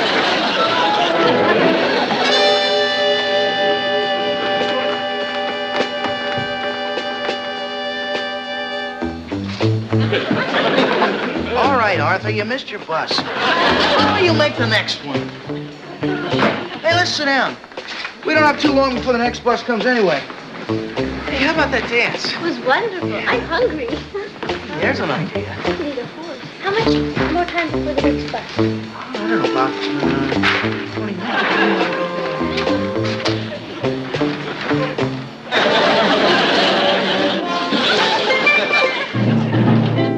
I don't think Patty's home yet.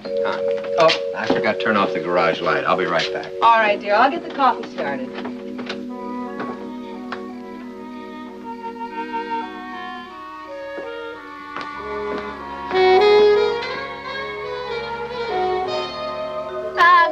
Good night, Keith. It was a lovely evening. I'm sorry it's too late to let you in. Good night. Drive carefully. They just don't kiss goodnight like they used to. After you.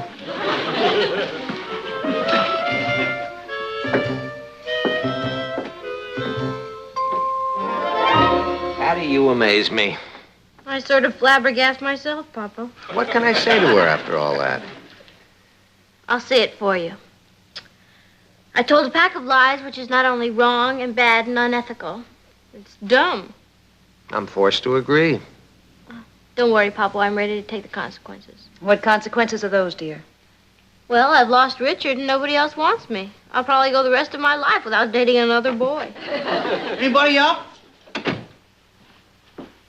Richard, what are you doing here? Cynthia gave me the air. Because I wouldn't take her to some clip joint called the Go-Go East. La Go-Go East. Yeah, I told Cynthia that Keith was taking me there tonight. He took off already, huh? Yeah, he had to go racing. Richard, there is no Keith Caldwell. There never was. I made him up. Patty, you made it up to make me jealous. Oh, well, Richard, you're very perceptive. Darling, I think our coffee's ready. Good. In the kitchen. Patty, you arranged all that jazz, the telegram and the flowers and all, just for me. Mm-hmm. Pat, do you think we could start going steady again?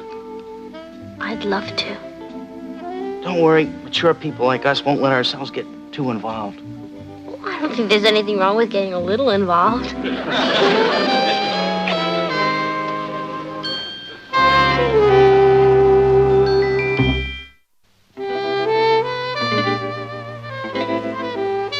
Pat? What you daydreaming about? Nothing. I was just thinking, Kath. Wouldn't it be wild if there really was a Keith Caldwell and years from now we ran into each other? Patty, that's the silliest thing I've ever heard. He was just a figment of your imagination. I know. But he was such a cute figment. I'll get it. Hello? Yes, this is the Lane residence. Who's this? Mr. Caldwell? It's Richard trying to put me on. So, this is Mr. Caldwell, Well, listen, Mr. Caldwell, you may think this is funny, but I think it's just dumb. It's not smart, it's dumb. Because I think practical jokes are the lowest form of humor. And another thing, Mr. Caldwell. Really, that Richard, his sense of humor is so infantile. You think he'd stop needling me when... Hello? It's him again. Listen, stupid. If you don't stop bugging me, you're going to regret it. I think you're being cruel and inhuman and dumb. Hi, Patty. What's all the yelling about? Oh, nothing. There ought to be a law against invasion of privacy by telephone. Sounds like a good idea. Where's your mother? In the den. Here I am, dear. Hi, hon. Hello. Any calls for me? No, dear. Who are you expecting to hear from? Oh, from that senator who's going to write the articles on state reform. I sewed up that deal with him. Wonderful. Say, that's quite a feather in your cap. Oh, yeah. We almost lost him to the Evening Express, but I turned on the old charm, and who could resist me? Say, girls, would you do me a favor and stay off the phone for a little while? Because I'm expecting a very important call from the Senator Caldwell.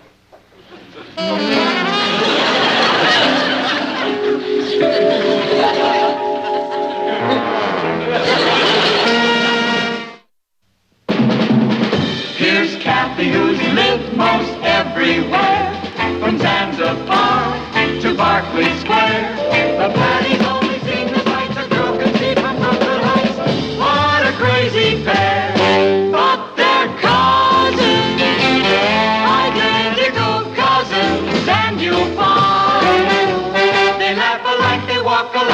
times they even talk alike. You can lose your mind when cousins.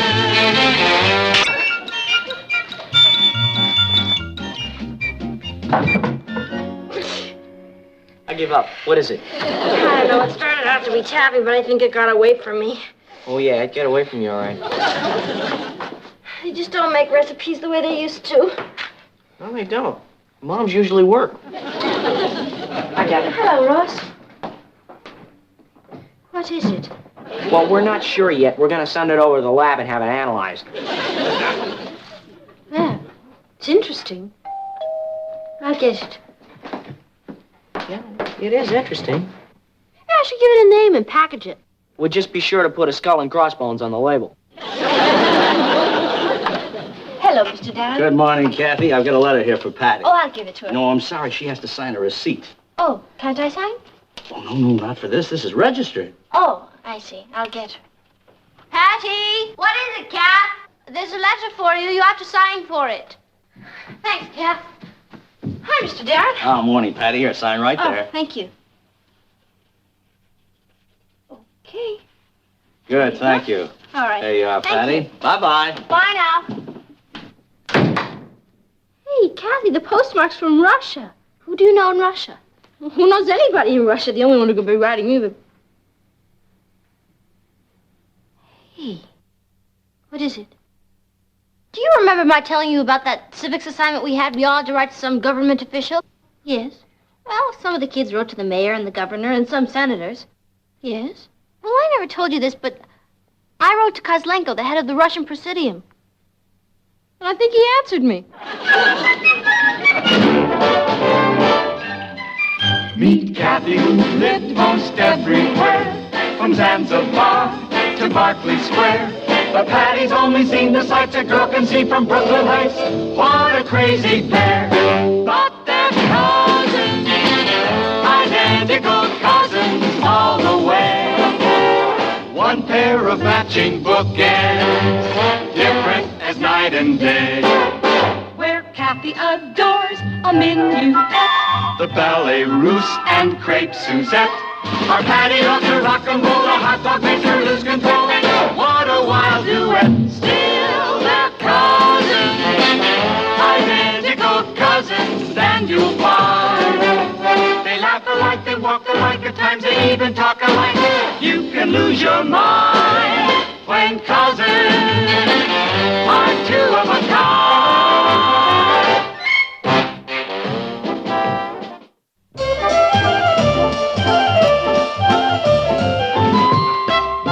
Mrs. Lane, Yes, I'm Harold Rainey from the State Department. the State Department. May I come in? Of course. I'm sorry.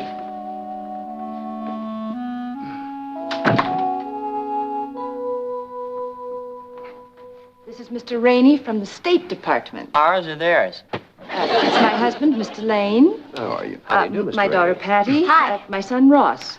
How do you do? How are you, Ross? Won't you sit down? Well, thank you, thank you. The Post Office Department notified us that they processed a registered letter from the Russian Kremlin sent to this address. Yeah, here it is. It's from Mr. Kozlenko himself. Mr. Lane, I want you to understand we've no wish to intrude on your privacy, but when the head of state writes to a private citizen, naturally we're interested in the correspondence. Sometimes we get very valuable readings on the political temperature. Do you understand? Oh, of course. What did he say? Well, what Mr. Rainey is trying to say, Patty, is that sometimes the head of a foreign government will use the citizen of another country as a kind of sounding board. Sometimes he might say things in his letter that he wouldn't want to say officially. Do you mind if I look at your letter? Oh, no, not at all. It's kind of sticky. I'm sorry. It won't do you any good. It's in Russian. I read Russian.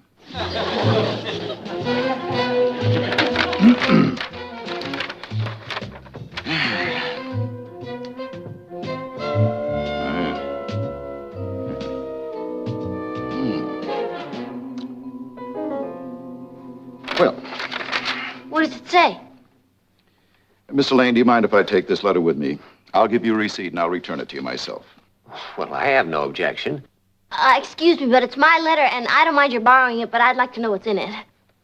You'll know, Miss Lane, in due time. But first, I'd prefer to take this up with my superiors. Oh, when will you tell me what's in it? I'll be back tomorrow. Wait till the kids hear about this. Miss Lane, Yes, I'd appreciate it if you didn't discuss this with anyone. I can't even tell my friends. Not until we've had time to analyze the contents of the letter and decide how you're going to answer it. I'm gonna answer it? That's right. You may have a chance to make an important contribution to your country's foreign relations. Nice meeting all of you. Bye-bye. Wow! Do you realize that the fate of the world is practically in my hands? Pat, pass the meat, please. Pat? I made a mistake. About what? I should never have given that letter to Mr. Rainey. How do we know he's from the State Department? We let a perfect stranger walk out of here with a very valuable letter. Get her the international spy. Well, did anyone ask to see his credentials? If he weren't from the State Department, how did he know you even got the letter? That's my point. If he were a spy, he could find out easily, couldn't he, Dad? He could be a spy. See? Sure, he tricked you out of that letter because he knew Mr. Kozlenko was giving away all of Russia's secrets. I'll never be able to sleep tonight. I've got to know what's in that letter. Well, darling, you'll know all about it tomorrow. In the meantime, Patty, while you're waiting to make your contribution to the world, would you like to do something for your mother?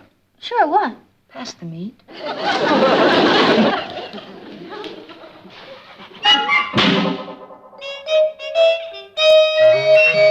Well, are you satisfied? About what? Mr. Rainey said he'd bring my letter back today. The day's not over yet. It's 8 o'clock. He's not coming back, and I'll never see the letter again. Patty, I'm sure he will come back with the letter. What if he doesn't? The head of a foreign power writes to me, and I don't even answer. Do you know what that could mean? War. Go ahead. Kid around. All I know is that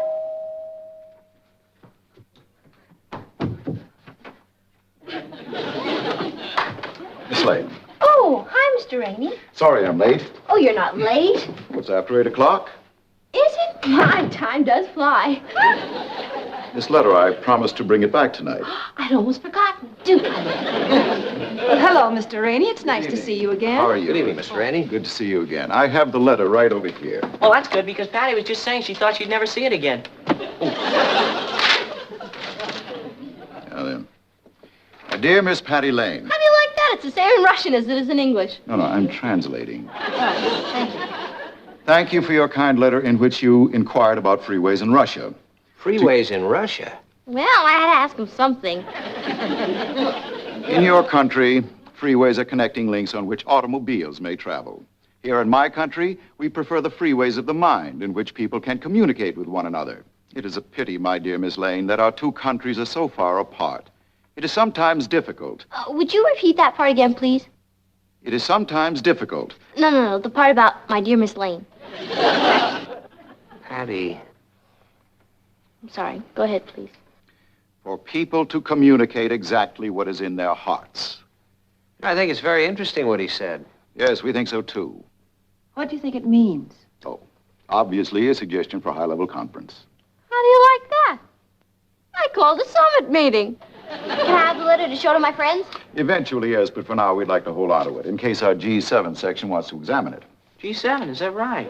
Miss Lane, we'd appreciate it if for the moment you'd keep this entire matter confidential. Oh, you can count on me. My lips are sealed. Mine, too.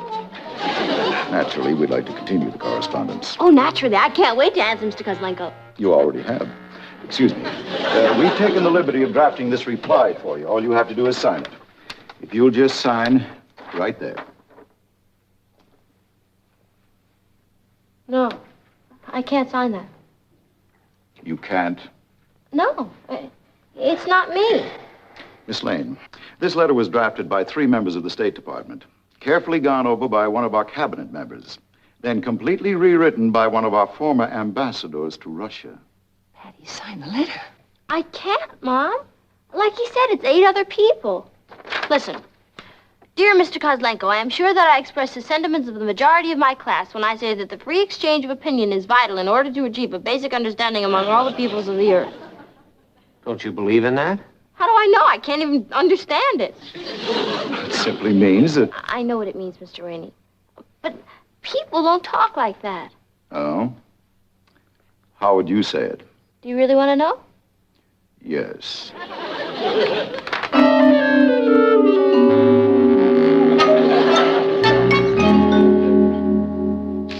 Here we are. Dear Mr. Kozlenko, it was a gas to get your note, and I want you to know I really dig your suggestion about heart-to-heart communication. I agree with you that anything else is a bad scene. I know because I've had this problem with my steady, Richard. You're going to try and explain Richard to Mr. Kozlenko? I heard about him going out with another girl. I figured I was wiped out for good, and then I decided to have a showdown. So I went to his house and blew my cool, and it turned out...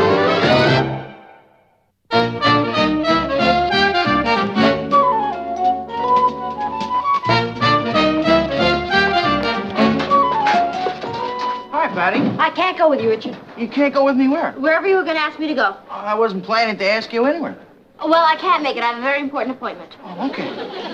Richard, there's no point in asking me to discuss it because I can't. All right. You know, I'd love to tell you, but, well, I can't. Oh, sure. Don't worry about it. I was kind of sworn to secrecy, you know? Patty, if you want to go to the malt shop with some other fellow... Oh, no.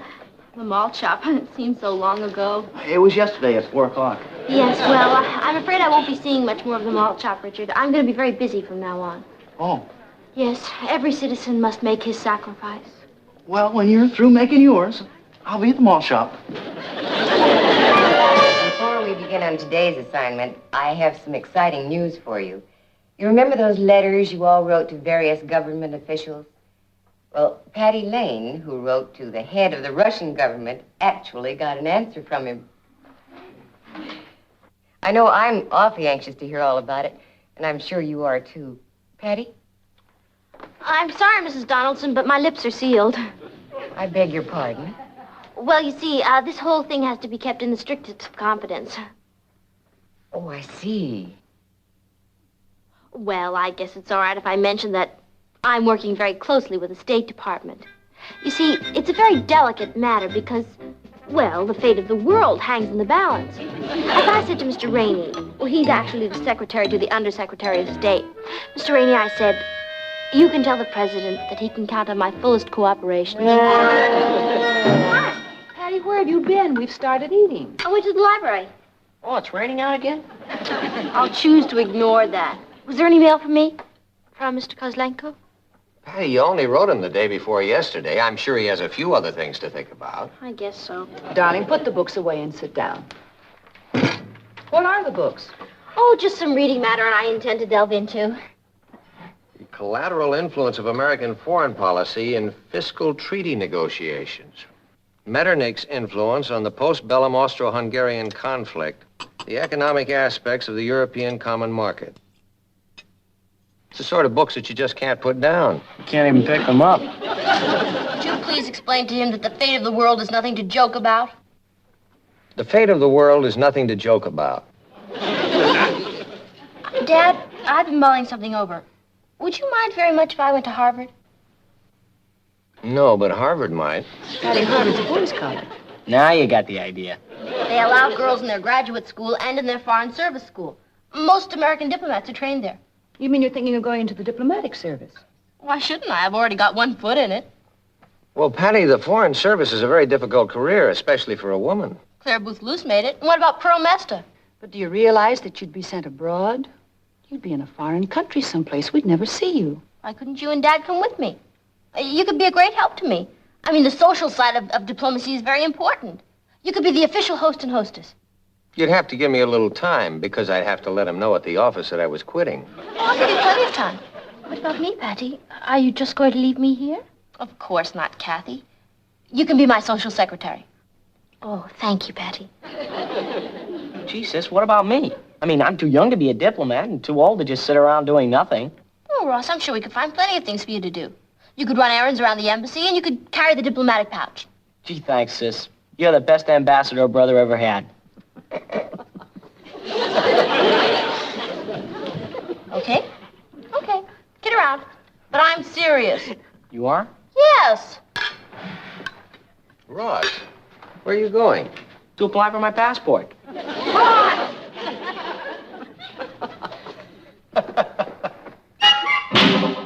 I'm not sure yet which country I'd like to serve in, although I do lean towards France. I think France is going to loom as a big diplomatic problem. Can I ask you something? Sure. What is it? When are we going to see this letter you got from Kozlenko? Monica, if you knew anything about the mechanics of diplomacy, you'd realize the letter is now being examined by G7. What's G7? I'm afraid I'm not at liberty to divulge that. How about the answer to your second letter? It's been over 2 weeks since you wrote it. You really don't understand, Monica. Everything we write to each other has to be weighed and reviewed by the experts on both sides. That takes time. And imagination. You're suggesting I made the whole thing up? I'm suggesting that you turn the whole thing over to James Bond. Because, frankly, I'm bored with this whole scene.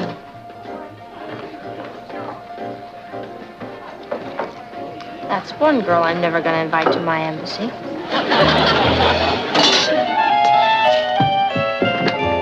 Mr. Darren? Oh, hi, Patty. Good morning. Mr. Darren, there seems to be a letter missing.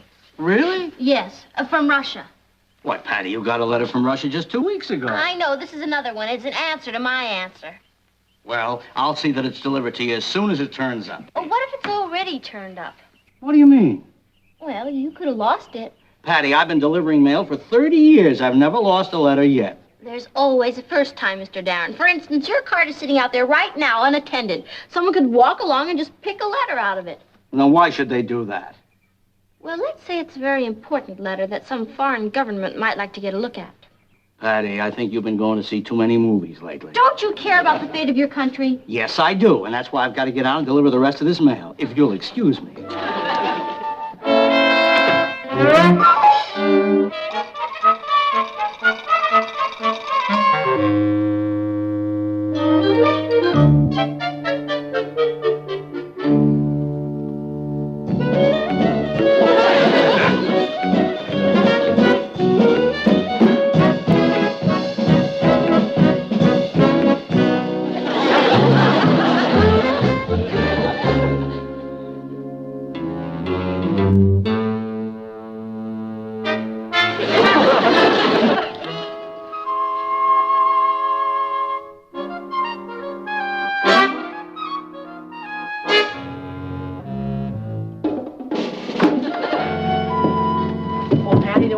For you. From who, Mr. Rainey? No, from some girl. She left a message.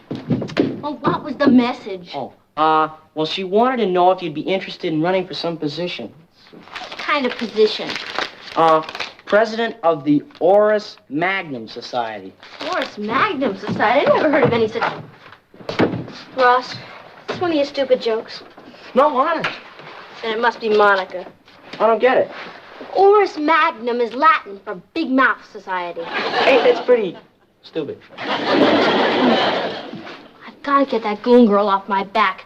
She and her drippy friends have been needling me all week about that letter from Kozlenko and embarrassing me in front of the whole school. I've got to find some tangible proof to give them. And you can help. Oh, wait a minute, Patty. I don't hit girls unless they hit me first. Oh, stop being silly. I'm going to call Kozlenko. Hey, you're out of your tree. Come here. Don't argue with me. All right. Say you do call Kozlenko and talk to him. How are you going to prove it? That's where you come in. You know that funny little gadget that you stick on the phone and then plug into the tape recorder, the one you got for your birthday? Oh, no. Dad told me if I did that again, he'd plug it into me. Oh, come on. He was only talking about fooling around. Now, do you think Dad would do anything to stand in the way of foreign relations? I don't know. You sure it wouldn't hurt my domestic relations? Ross!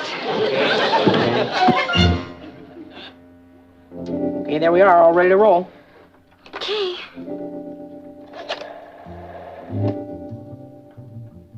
Operator, I'd like to call Moscow, please. No, not Moscow, Idaho. The original Moscow. In Russia. That's right. I'd like to talk to Premier Kozlenko at the Kremlin.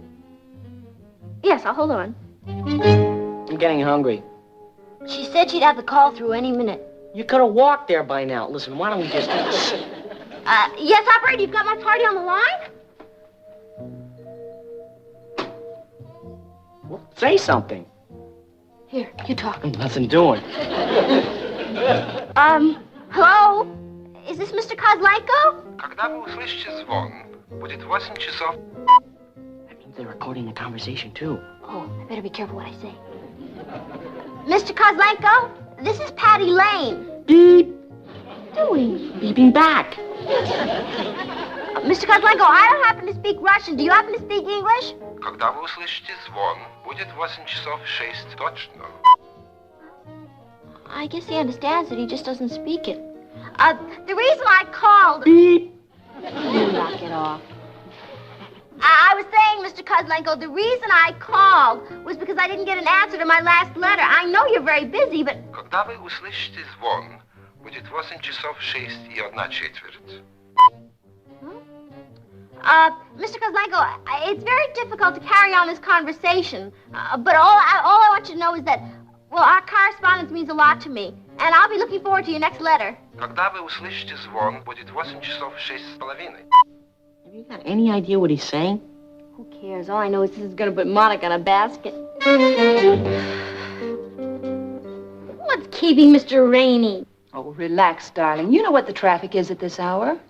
You know, I probably should be pretty angry with you for making that phone call without my permission, but I've got to admit I'm impressed with the results. Thanks, Dad. I did the recording, you know, and the beeping. I'm impressed with both of you. And as soon as Rainey gives me a clearance, I'm going to write a big story for the paper. Oh, Dad, that'd be wild. I can just see Monica turning a lovely shade of magenta. I'll get it. Must be him. Hi, Mr. Rainey. Let me take your hat. Everybody's inside. Isn't it wild about my talking to Mr. Kozlenko? Yes, but I really wish you'd consulted us first. Oh, don't you admire my initiative? Well, Mr. Rainey's here. Shall we get started? Oh, Hello, Mr. Rainey. Shall I turn on the machine, sir? I know. Just let me get set here first, please. Oh, I wish I'd called up Monica. I'd like to see just how magenta she'd get. All right, Sonny. Say something. Here, you talk. Nothing doing. Can't you go past that? Hello? Is this Mr. Kozlenko? Когда вы услышите звон, будет 8 часов 5 и 3 четверти. Well, what'd he say? Let me hear some more. Mr. Kozlenko, this is Patty Lane. Beep. What are you doing? Beeping back. Mr. Kozlenko, I don't happen to speak Russian. Do you happen to speak English? Когда вы услышите звон, будет 8 часов 6 точно. I guess he understands it. He just You can doesn't turn that speak thing off, Sonny. That was not Kozlenko. Are you sure? Of course it's him. If it isn't Kozlenko, who is it? May I translate? Of course. When you hear the signal, the time will be exactly 8:05 3/4. You mean she called for the correct time? I'm afraid so. We spent all that money just to find out what time it was in Russia? We?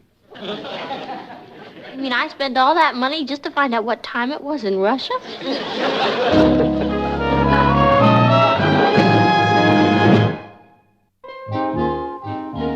No, frankly, I thought it was rather odd when you phoned me. There's an 8-hour time difference. I couldn't imagine what Kozlenko would be doing in his office that late at night. Well, I must say it's really, well, you know, it is kind of amusing. Kind of. Oh, come on now, honey. Don't feel so bad. Your intentions were fine. You know, Patty, the little people of the world figure there's no way for them to reach people in high places, so they just don't bother to try. Now, if more of them had your initiative, I think the results could be pretty startling. You mean I don't have to pay for the phone call? I didn't say that. Well, I must be going. It's been very interesting. Thank you, Mr. Rainey. Thank you. Mr. Rainey. Oh, here's your hat. Thank you. I understand your organization is pretty good about keeping things quiet. Yes, in that area, I'd say our record's unblemished. Oh, good. Well, then, in that case, Mr. Rainey, I'd appreciate it if you'd keep this thing strictly between you and me. You see, if any of it leaked out, well, it would ruin my entire social life. I understand. You have my word. We'll consider the entire matter top security. Thank you. You see, because I really don't look very good in magenta.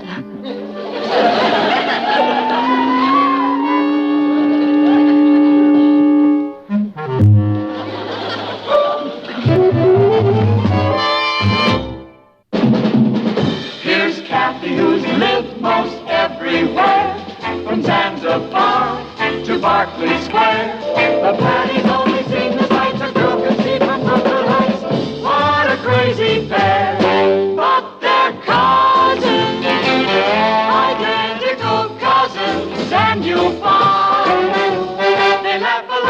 walk alike, at times they even talk alike. You can lose your mind when cousins are two. Expected. You sure you have the right house? Isn't this the Lane house? That's right. I've got a date with Patty. You have? I mean, come on in.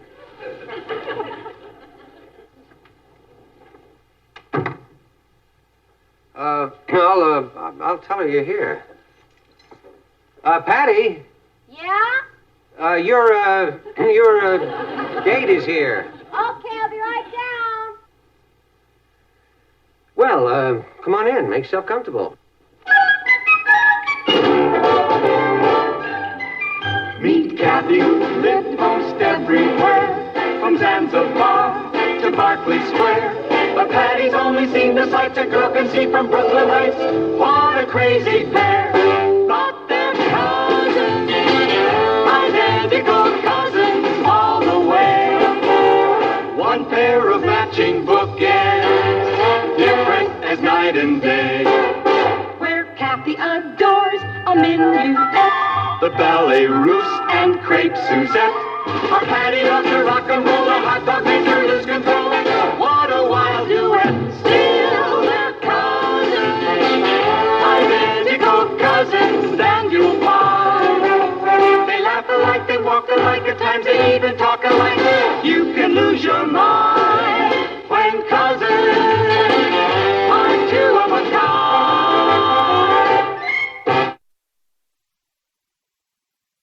Sit down.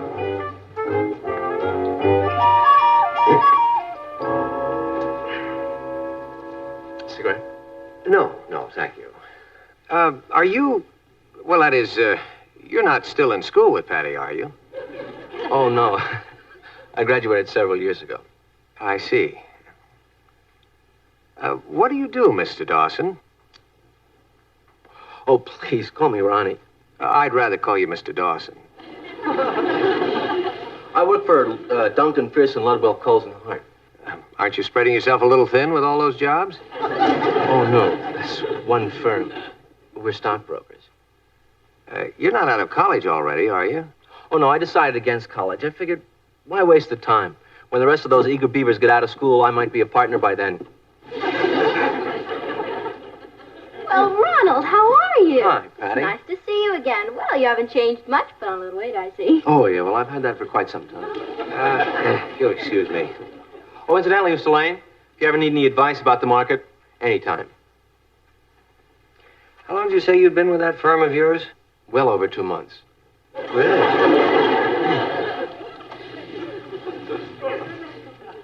Oh, look at you, Patty. Yeah, same old Patty. Matt, do you know about this? About what? Oh, about this fella Patty's going out with. Well, I know that he used to go to school with her and that he graduated a few years ago. What's wrong with him? Well, I mean, he's old enough to be her, Older brother? All I know is he's got a car that costs twice as much as mine and a mustache. Oh, I'd like to see that sometime. What? Oh, Car a car with with a a mustache. Natalie, this is nothing to kid about. Hey, you know what I was thinking? Have you ever been to the place? No, Well, then that's where we're going. They got a wild group and it really swings. that sounds groovy. The only thing is it's in New Jersey and it's quite a drive. You don't have to be home any special time, do you? Really, Ron, what do you think I am, a child? I'll just say goodnight to my folks. Well, you may think she's old enough to take care of herself, but I think that Patty's... Patty's what? Oh, ready to go out, apparently. Yeah. Where are you going, dear? Well, that's what I came in to ask you about. Ronnie wants to take me to someplace in New Jersey, and I wondered if it would be all right if I came in a little later. What? Well, it's just that it's a long drive, and I might be a little late. Nothing doing. Dad, what do you want Ronnie to think I'm a child? Yes. Now, Patty, we have a long-standing rule. You're to be in at 12 o'clock, and that's final. And don't forget to turn off the porch light. How many years you've been reminding me about the porch light, and have I ever forgotten? Maybe it's because your father's never forgotten to remind you, dear. Thank you. What am I going to tell Ronnie? Well, you'll think of something. You always do. Okay. Good night. Good night.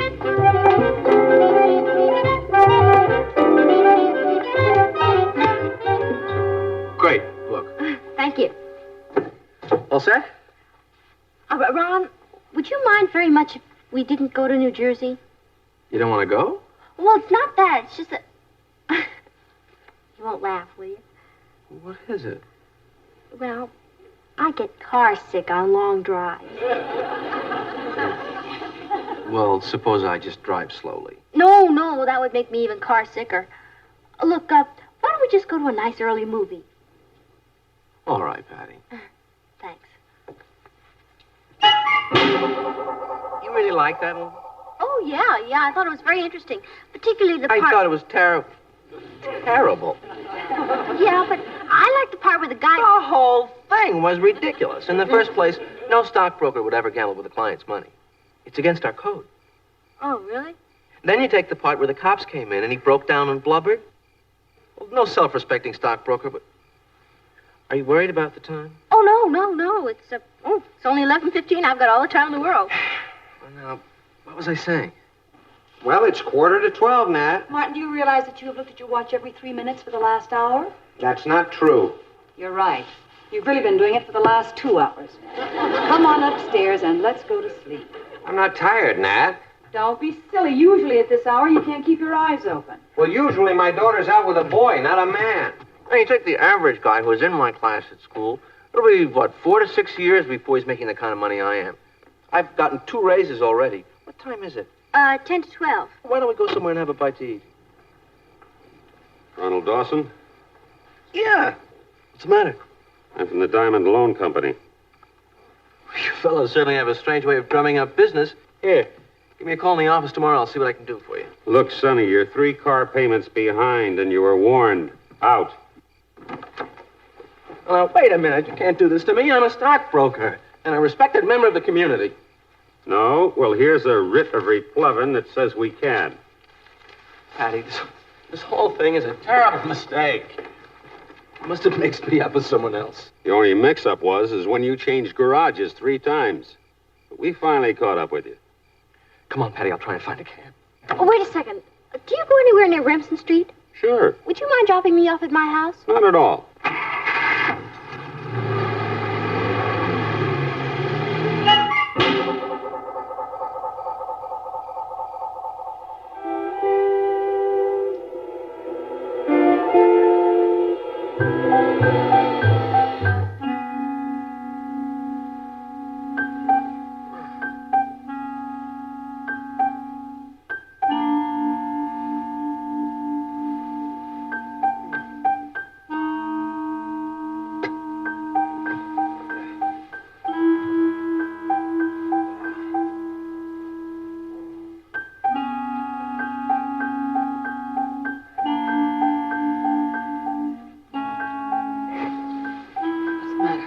I hope you're satisfied. It's 1:30 and she's not home yet.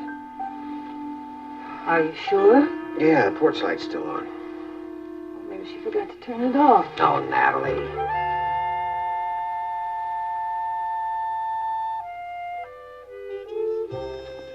Oh, porch light.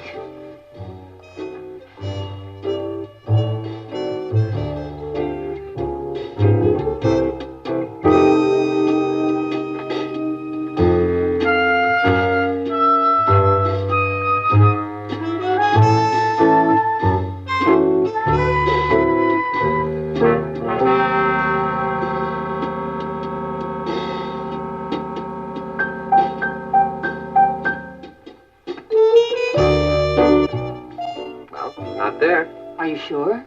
What do you mean, am I sure? Well, she could be raiding the refrigerator. Gonna have a talk with that young lady. Martin, wait. What is it? Why spoil her whole evening?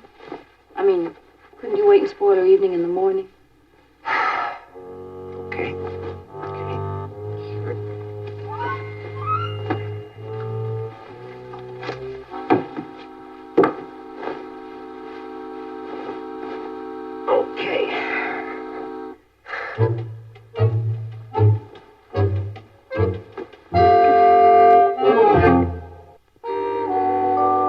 Good morning. Looks like a beautiful day, doesn't it? Take another look.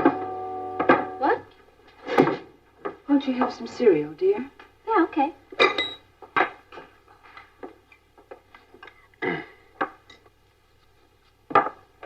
Did you sleep well, Patty? Me? Like a bunny. Would it interest you to know that I didn't? Really? What's the matter? Indigestion? In a way.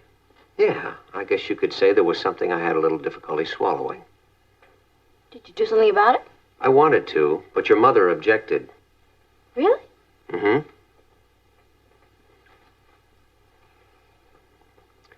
Patty, haven't you got something to say to your mother and me?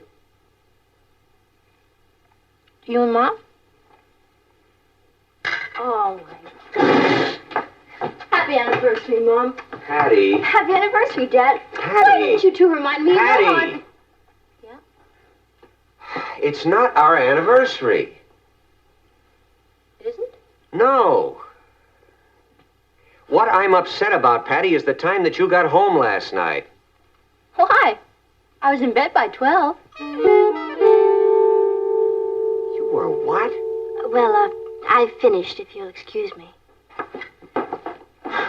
Are you finished, Ross? Just about, but I want to hear this. I think you better straighten up your room. But he's starting to yell. Can't I just... Ross! Yeah, well, I think I'd better go straighten up my room.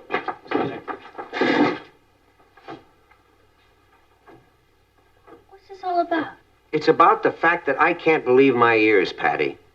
Now, breaking the rules is one thing, but I never thought I'd hear you deliberately lie about it. Lie? I'm not lying. About what? Patty, we know you weren't in by 12. Yes, I was. Really? Well, then let me tell you something, young lady. At 1:30, I checked your room and you were still out. No, I wasn't. Don't tell me that, Patty. The porch light was still on. Oh, I can explain that. I'm not interested in hearing any of your explanations. You're not? No, Even if I've got a reasonable one? you couldn't have.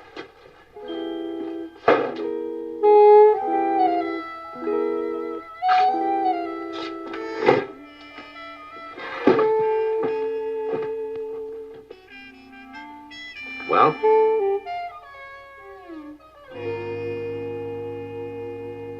May I be excused?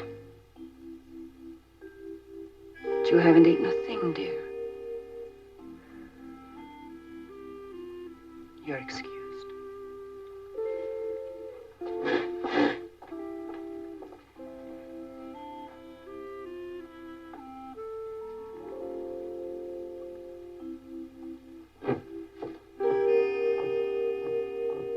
Martin, she's hurt. Well, that's too bad, Nat. But this is the first time that Patty has ever lied to us deliberately like that. And I'm not going to let her cry her way out of it. Patty? Ross told me what happened. Ross? He wasn't even in the kitchen.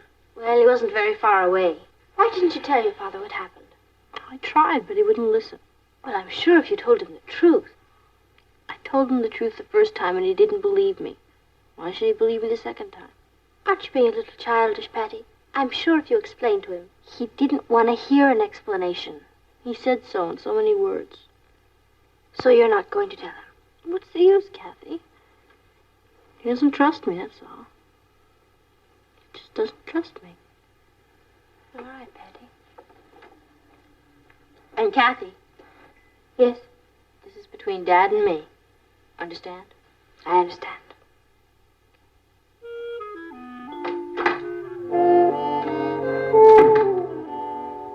Oh, hi, Nat. Patty say anything about why she came in so late last night? She hasn't said anything about anything. No apologies? Nothing? I don't know why she's so mad. Of course, that's the way a guilty conscience usually works. Yes, Dr. Freud. Natalie, this is not a kidding matter. Now, we're going to have to punish her. You know that. We? Well, don't try to put it all on me. I mean, it's a case of deliberate disobedience. We can't ignore that. I know. Now, I think that 2 weeks without dates would be an appropriate punishment. What do you think? I guess so. Oh, don't be wishy-washy about it, Nat. We've got to put up a united front. Yes, Martin. Okay, 2 weeks without dates. Agreed? Yes, Martin. I'm sure she won't resent it when you tell it to her. Yes, Martin.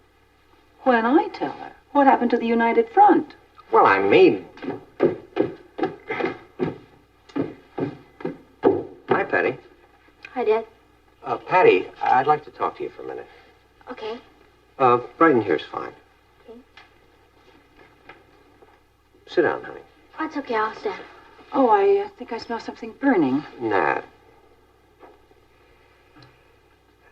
Now, Patty, as far as last night is concerned, don't you feel that some sort of an apology is in order?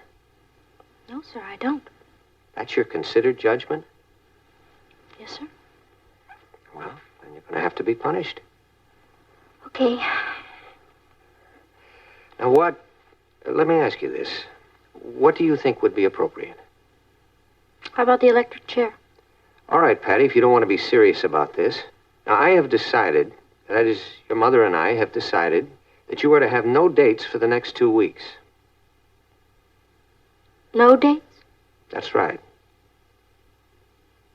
Okay. Anything else? No?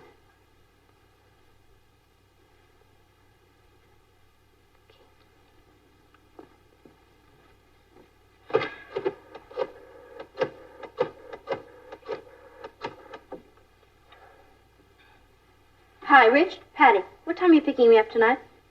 8 o'clock. Okay. See you then. Bye. Hey, Patty, what was that about? Where's Richard? He's picking you up at 8 for what? We have a date to go dancing. Patty, you must be kidding. I just got through telling you no dates for 2 weeks. That starts tomorrow. Who decided that? But, Dad, I made this date with Richard a long time ago. Well, that's just too bad. But I just told him it was okay. You can call him back and tell him it's not. That's not fair. Martin. Natalie, please. Now, look, Patty, you and I have to come to an understanding about this. Dad, I made the date with Richard, and I've got to keep it. You're going to do nothing of the sort. Why should Richard suffer just because you decide to put your foot down? Oh, now, wait a minute, young lady. Just because you feel sorry for yourself, don't try to make me out a tyrant. Then stop treating me like this. I'm not a child. And you're not an adult either. Because an adult abides by the rules. And if an adult breaks the rules, then he accepts his punishment without whining about how unfairly he's being treated. And he certainly doesn't lie about it.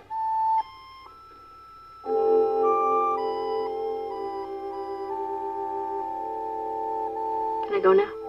Yeah.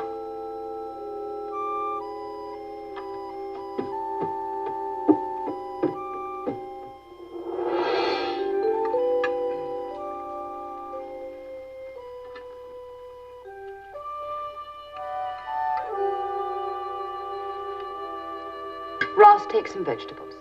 I took some. 1 carrot is not some vegetables. More potatoes, Patty? More carrots? How about a slice of meat?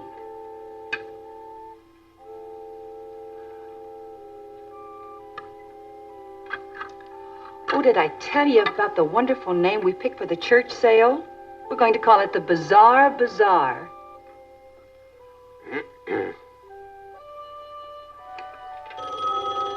I'll get it. I'll get it. I'll get it.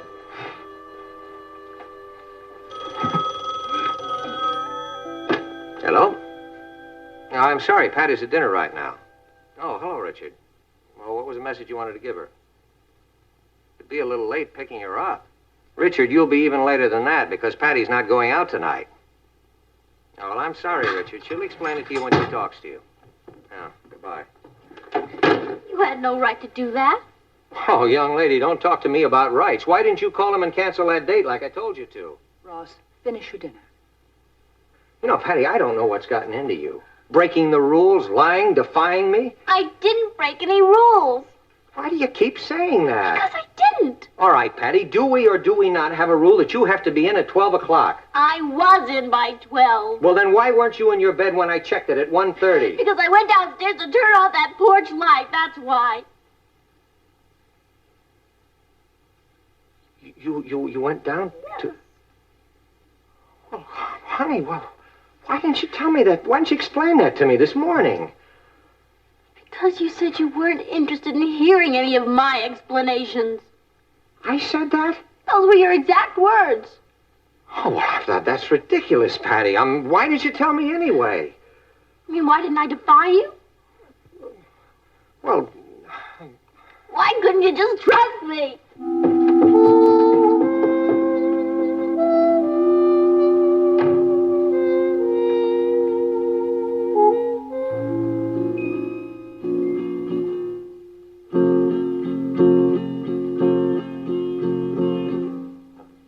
Can I come in?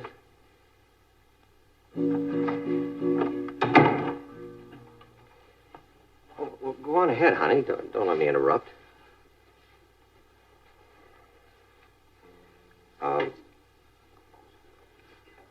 Patty, I could go on at great length about misunderstandings and human frailty, but I don't want to bore you.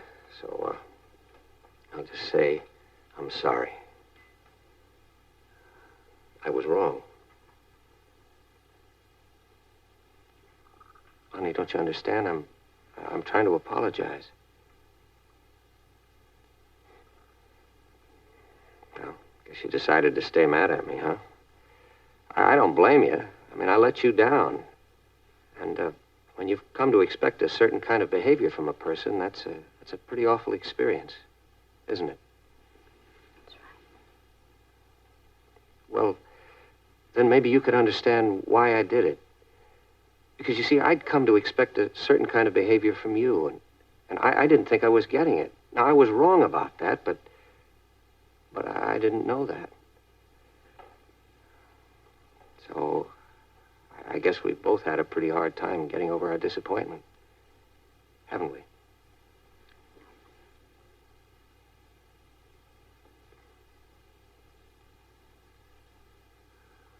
Do you mind? Gee, I've fooled around with that for a long time.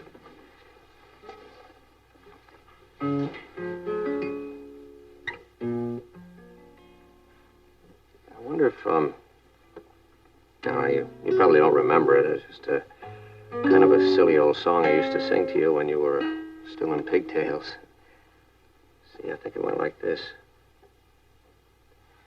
A great magician taught me a secret spell to say, and so I use these magic words to steal your heart away.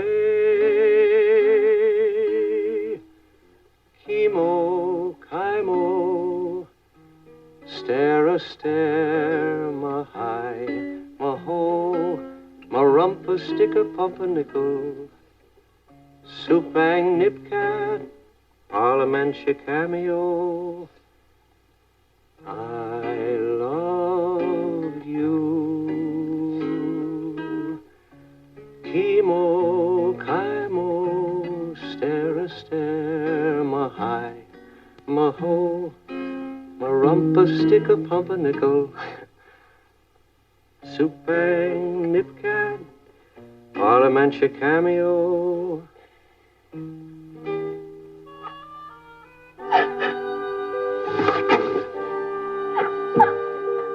Oh, Patty, I'm so sorry.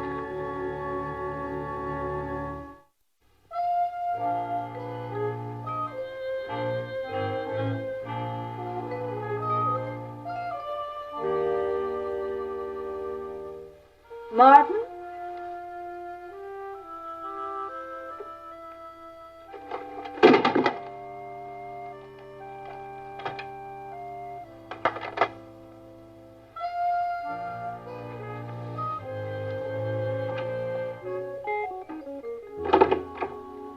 Anything wrong, Mom? Oh, no, dear. It's just that your father isn't home yet. Oh. You can't still be bowling at 2 o'clock in the morning.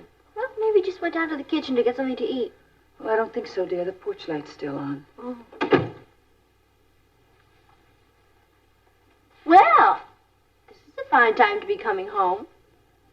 You mean you think I went bowling in my pajamas? No. I think you very ingeniously left your pajamas downstairs in case you were caught sneaking in. What are you doing down there? I came down to turn off the porch light. Oh, really?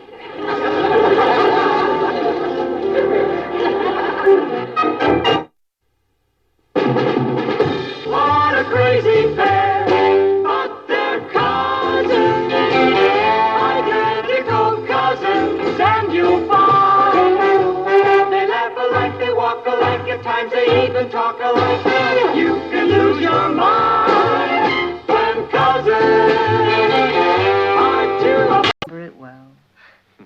Yesterday Yesterday, Dad took me shopping on a terribly fashionable street called Rue Saint. Rue Saint-Honoré. Yeah, how'd you know? I took your mother shopping there once. Left a permanent scar in my wallet. Hey, listen to this.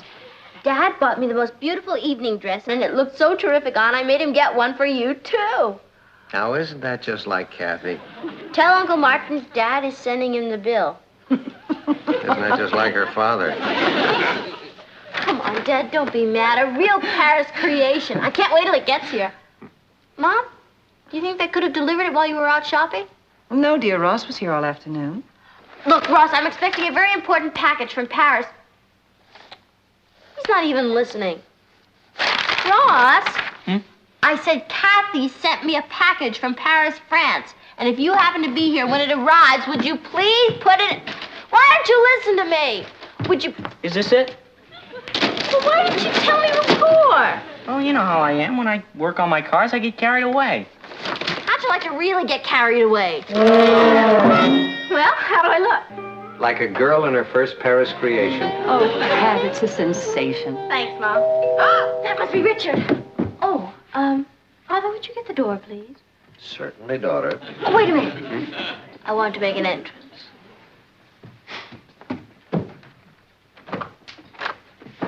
Hi, folks. Patty ready? Hi, Pat. We're late. Let's go. Richard, take a look around. Don't you notice something special?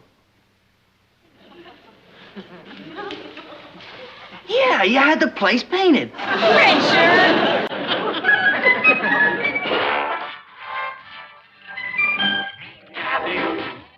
Everywhere from Zanzibar.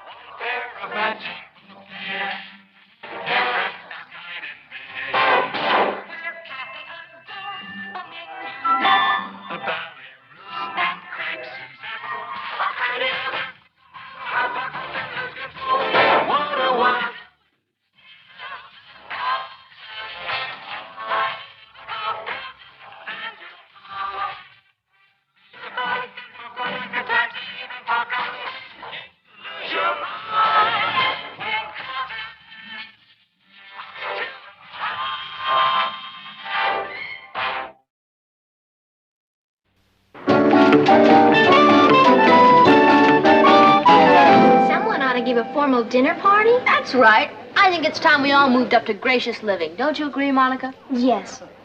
Besides, I'd love an excuse to get really dressed up. And not just us girls, we'll make the boys dress too. Like suits and ties?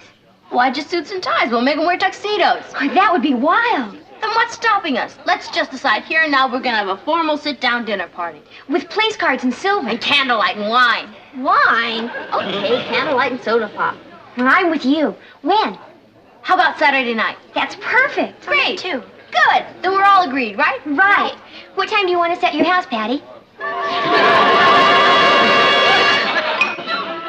Well, I think it's a lovely idea. How many people are you having? Just 4 couples. I want it to be a small, quiet, charming affair. What are you planning to serve? Well, I thought I'd leave that up to Andre. Who's Andre? He's the French chef you can hire by the night.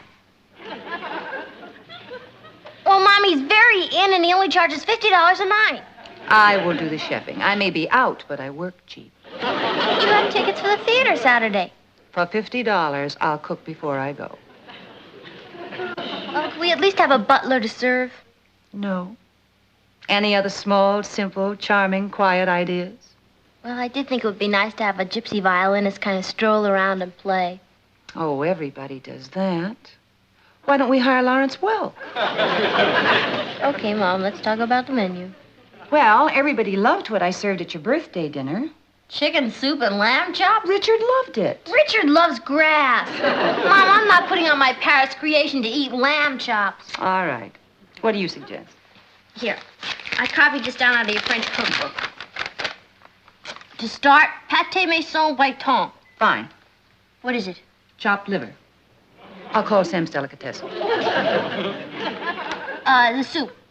Petit marmiton à Louis XIV. Chicken broth. Chicken broth named after a famous French king? He loved quiet, simple, charming food. What next? Main course.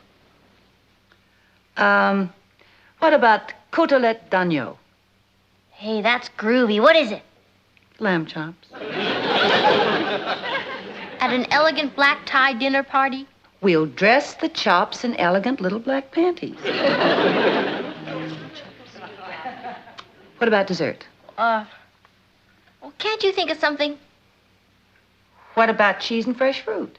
Mom, nobody likes cheese, and if you have fresh fruit, the boys are liable to start playing catch with it.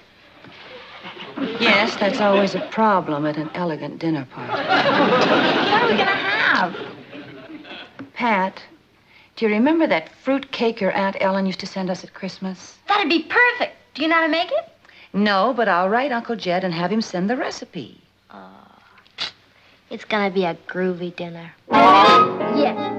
1 dozen carnations, 1 dozen gladiolas, 2 bunches of daisies, and 1 dozen roses. Are you ordering for a dinner party or a gangster's funeral? Yes, I'll need them late Saturday afternoon. Okay, fine. Thank you very much. Goodbye. Let's see now. Flowers, nuts, candles. Oh, I must remember to get candles. Ross, what are you doing Saturday? You're inviting me to your dinner party? No, I'm inviting you to get lost. I'll get it. I'm not going to let anybody or anything interfere with my party, including Uncle Jed. Hattie? Uncle Jed? What a wonderful surprise. Yeah. Natalie, you're looking pretty in a blue ribbon Guernsey. Oh, Jed, you always say the nicest things. Want to know something? That extra weight's right becoming to you. Uncle Jed, hi! Hold it there. Don't cop to being kissed by strangers. Who is this young lady? Don't tell me. It's Patty. Heh, filled out real nice, ain't she? We're hoping she'll bring us a blue ribbon. Huh? Oh. Hey, who's this young fella? Can't be Ross. He warn't no more than a spindle-shank calf last time I saw him. Well, I've grown into a spindle-shank boy. Well, it certainly has been a long time. Too long, in fact. Yep, that's just what I got to thinking myself when you wrote me asking for Aunt Ellen's fruitcake recipe. So I thought I'd get on the bus and deliver it in person. Well, we're just delighted that you did. Come in. Martin's going to be so upset that he wasn't here to meet you. Oh. Still keeping this place hot as a blast furnace, ain't you? Oh, well, it's not really warm. It's just that our furnace is a great deal more efficient than that old coal stove up at the farm. Oh? Can you roast chestnuts over your furnace? Fix the thermostat, Ross. Sit down, Uncle Jed. Sit down. Thank you. Oh, so you got a new divan. Mighty fancy. Uh-oh. Somebody's went and tore the cellophane off of that there lampshade. Say, you don't want these lights on in the broad daylight, do you? You know what I always say. We need it more than the electric company. Yeah. Well, how was the bus trip down, Uncle Jed? Made it in just a mite under 5 hours. 5 hours? You should have taken a plane. If the good Lord meant for us to fly, we'd have been born with wings. Instead of wheels. Huh? Patty, come here. Sit down alongside me. Tell me all about yourself now. You got a fella? Oh, yeah. His name's Richard Harrison. Like to meet him. Had your lunch, Uncle Jed? Oh, don't worry about that. I'll eat lunch with you. We've already had lunch. Then I'll wait till dinner. I'll just take a sandwich to tide me over. Fine. What would you like? Chicken, bologna, ham? Say, that sounds like a dandy combination. Put some Thousand Island dressing on that, if you don't mind, and a little mustard. Have you got any coleslaw? No. Forget the coleslaw. I don't want to be a burden. Just put a pickle on it. Ross, why don't you take Uncle Jed up to the guest room and get him settled meanwhile? Good. Sure, that's a sweet pickle. That other kind don't set too good. Mom, how long is he going to stay? Well, I don't really know, dear. Why? Well, I love him and everything, but what's going to happen at my dinner party? Well, why should he interfere with that? Take it easy on that there banjo case, Ross. Oh, you brought your banjo. Yep. Thought we'd all get together for a good old-fashioned hoot. It's one way you could interfere. Honey, I don't think there's any reason to get upset in advance because after all... buddy. Martin, am I glad you're home early. Guess who dropped in on us unexpectedly? Natalie, I thought you were going to talk to your mother about that sort of It's thing. not Grandma, it's Uncle Jed. What? You mean to tell me that old... Howdy, Martin. Oh, hi there, Uncle Jed. More coffee, Uncle Jed? Don't mind if I do. He's really hooked on that TV, isn't he? I'll say he's been glued to that set ever since he got here. You think he'd be worried about using up all that electricity? I don't think he was till he figured out the free entertainment was a bargain. Dad, my dinner party's tonight. Suppose Uncle Jed decides to stay parked in there. Oh, I don't worry about that. Want a bed? What do you mean? There's a big rodeo on Channel 7 tonight. Guess who's not going to miss it? Oh, Dad, you've got to do something. I can't give an elegant dinner party with Uncle Jed parked in there watching a rodeo. Patty, he's my father's only brother. What can I do? Well, can't you take him someplace tonight? Tonight? Are you joking? We've got tickets for Hello Dolly. Do you mean to tell me you're going to leave your father's only brother alone on a Saturday night? Oh, Patty, we've waited 3 months for these tickets. You know how long I've been waiting to give an elegant dinner party? All my life. All right. Just a minute now. I have an idea. Uncle Jed? Shh. It was only the commercial. Yeah, that's my favorite one, Martin. You got a washing machine that jumps up and down near hits the ceiling. Please, Uncle Jed. Believe me, there'll be another one on in a few minutes. What's on your mind, Martin? Uncle Jed, you know who you ought to look up? Cousin Clarence. Clarence with us? Well, him and me was boys together. And that's right. Yep. Used to go fishing every day after school. Sometimes during school. Well, he's retired now, and he lives not too far from here. How'd you like to get together with him sometime? Like tonight? Tonight? What about my rodeo? Well, you could both watch it on his set. Oh, Martin, that's a Jim Dandy idea. Good. I'll call him right now. Good old Cousin Clarence. Hadn't seen him since he gave up his automobile dealership back home. Martin, put down that phone. Ain't a gone. What? No, sir. Wouldn't set foot in that old buzzard's house if I was caught in a typhoon. Why not? Well, he sold me the worst lemon I ever bought. 32 Packard. 32? Well, that's ancient history, Uncle Jed. Here's a piece of advice for you, Martin. Never forget an injury. I'll get it. Might be for me, you know. Well? Everything was fine until Uncle Jed discovered a Packard in his past. Flowers. Who's sick? Oh, well, they're for Patty's dinner party tonight. Party? You're having a party tonight? Well, it's just sort of a get-together, Uncle Jed. Why didn't somebody tell me about it? Well, it was sort of a sudden decision. And you wanted me to go a-visiting tonight? How come? Well, you see, Uncle Jed, if you're worried about me being in the way, you needn't.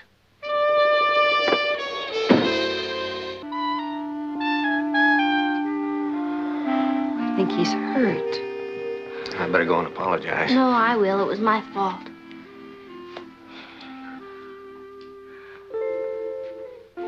Sure feel rotten about making him feel unwanted. Well, just explain to him that he's gotten the wrong impression. Okay. Lucky I thought to bring this with me. Nothing zings up a do like a little banjo music. Banjo music? Yep. Now, I'll provide some entertainment before dinner, and then afterwards we can all gather around. Ain't nothing helps the digestion like a good loud sing. Well, sit down, Patty. Now, I know you young folks like to dance, and I'm real good at that, too. Oh, don't worry. I know you think I could only play square dances. Not true. I'm right up to the minute. Play polkas, foxtrots, the whole works. Here, give you a sample. 1, 2, 3, 4. Wait a minute. 1, 2, 3, 4.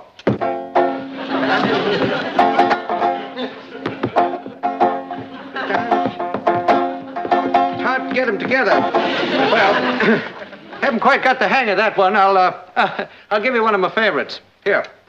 Yeah,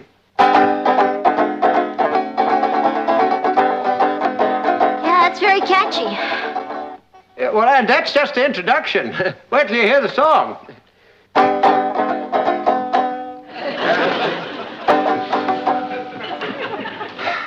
You know, my foot's the biggest part of my trouble. Well, don't worry, Patty. I'll work out a nice, snappy routine for your party tonight. You know, Uncle Jed, I think it's time for young Widow Malone. Young Widow Malone? Say, that's one of my favorites. Never miss that. You know, that poor gal is in a heap of trouble.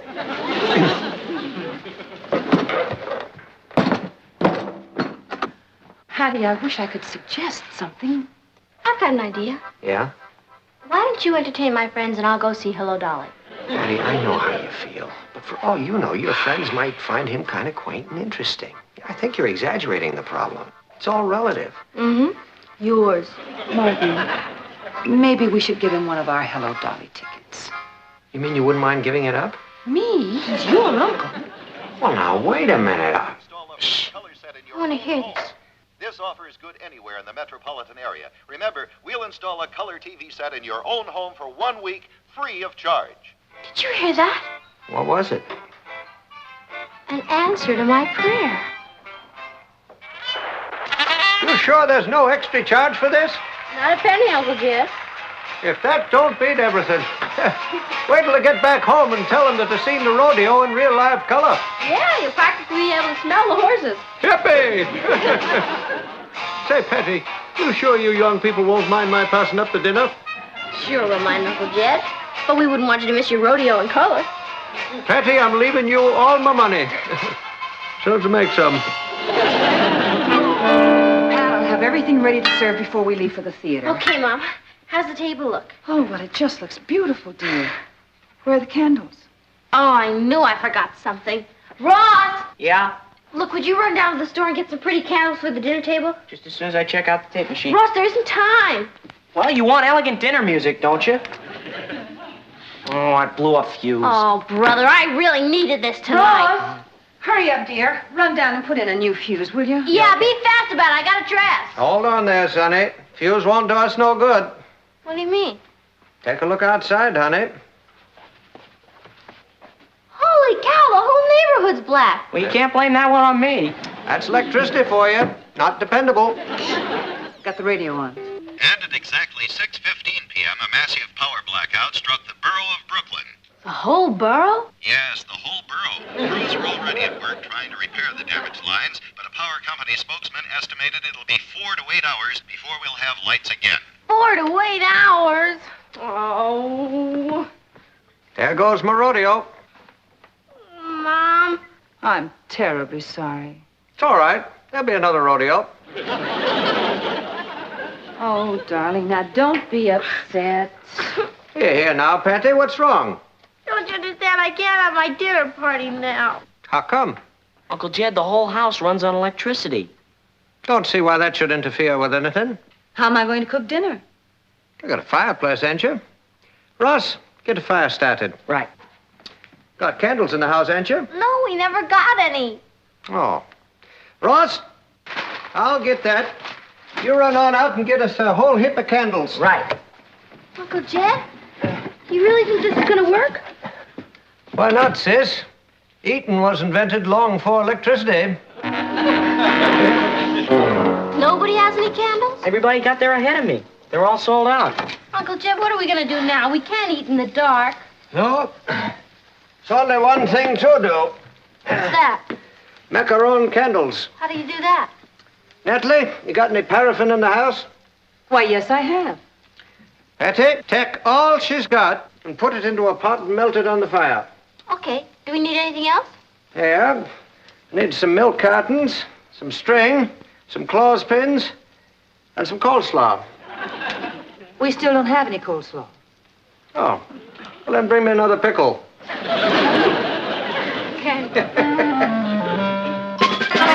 Poor Martin, stuck in his office. I want to say, fit was invented for elevators. Uncle Jed, you're out of this world.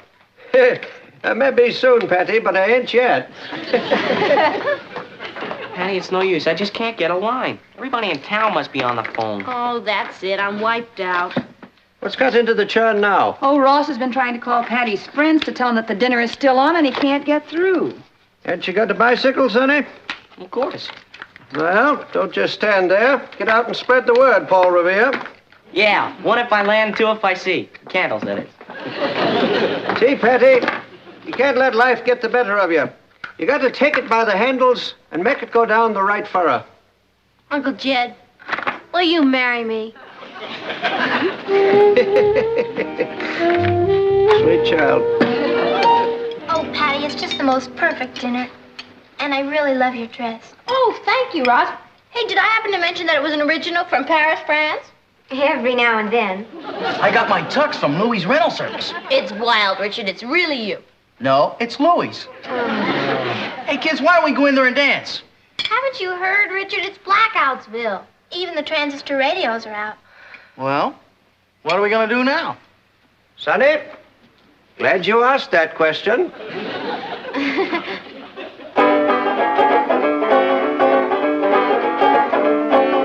Lost my partner, what'll I do? Lost my partner, what'll I do? Lost my partner, what'll I do? Skip to Maloo, my darling, hey. Skip, skip, skip to Maloo, skip, skip, skip to Maloo, skip, skip, skip to Maloo, skip to Maloo, my darling. Hey. You'll find another one prettier, too. You'll find another one prettier, too. You'll find another one prettier, too. Skip to Maloo, my darling. Skip, skip, skip to Maloo, skip, skip, skip to Maloo, skip, skip, skip to Maloo, skip to Maloo, my darling.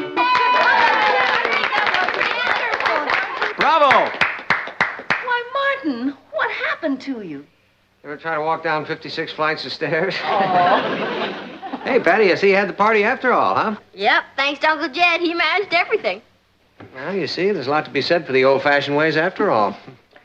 Hey, Martin, how about this one? Used to be your favorite. Still is. Oh, when the saints go marching in. Oh, when the saints go marching in. Oh, Lord, I want to be in that number. When the saints go marching in. Oh, when the sun begins to shine. When the sun begins to shine. Oh, Lord, I want to be in that number. When the sun begins to shine. When the trumpet sounds a call. When the trumpet sounds a call. Oh, Lord, I want to be in that number. When the trumpet sounds a call.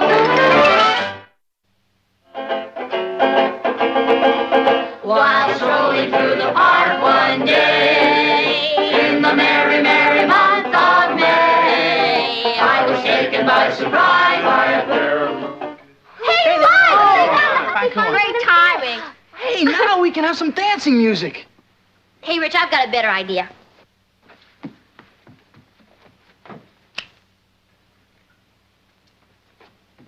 Isn't that better, Uncle Jeff? Patty, that there is boss. It's really boss. Well, you know what I always say. We can use it more than the electric company. Hey, that's pretty good, Patty. All right, everybody, together now. A 1 and 2. While Strolling through the park one day, in the merry, merry month of May, I was taken by surprise by a pair of roguish eyes. In a moment, my poor heart was stole away. I immediately raised my hat, and finally she. Here's Kathy, who's lived most everywhere, from Zanzibar to Berkeley Square. The Patties only seen the sights a girl can see from Brooklyn Heights. What a crazy pair, but they're cousins, identical cousins, and you'll find walk alike, at times they even talk alike. You can lose your mind when cousins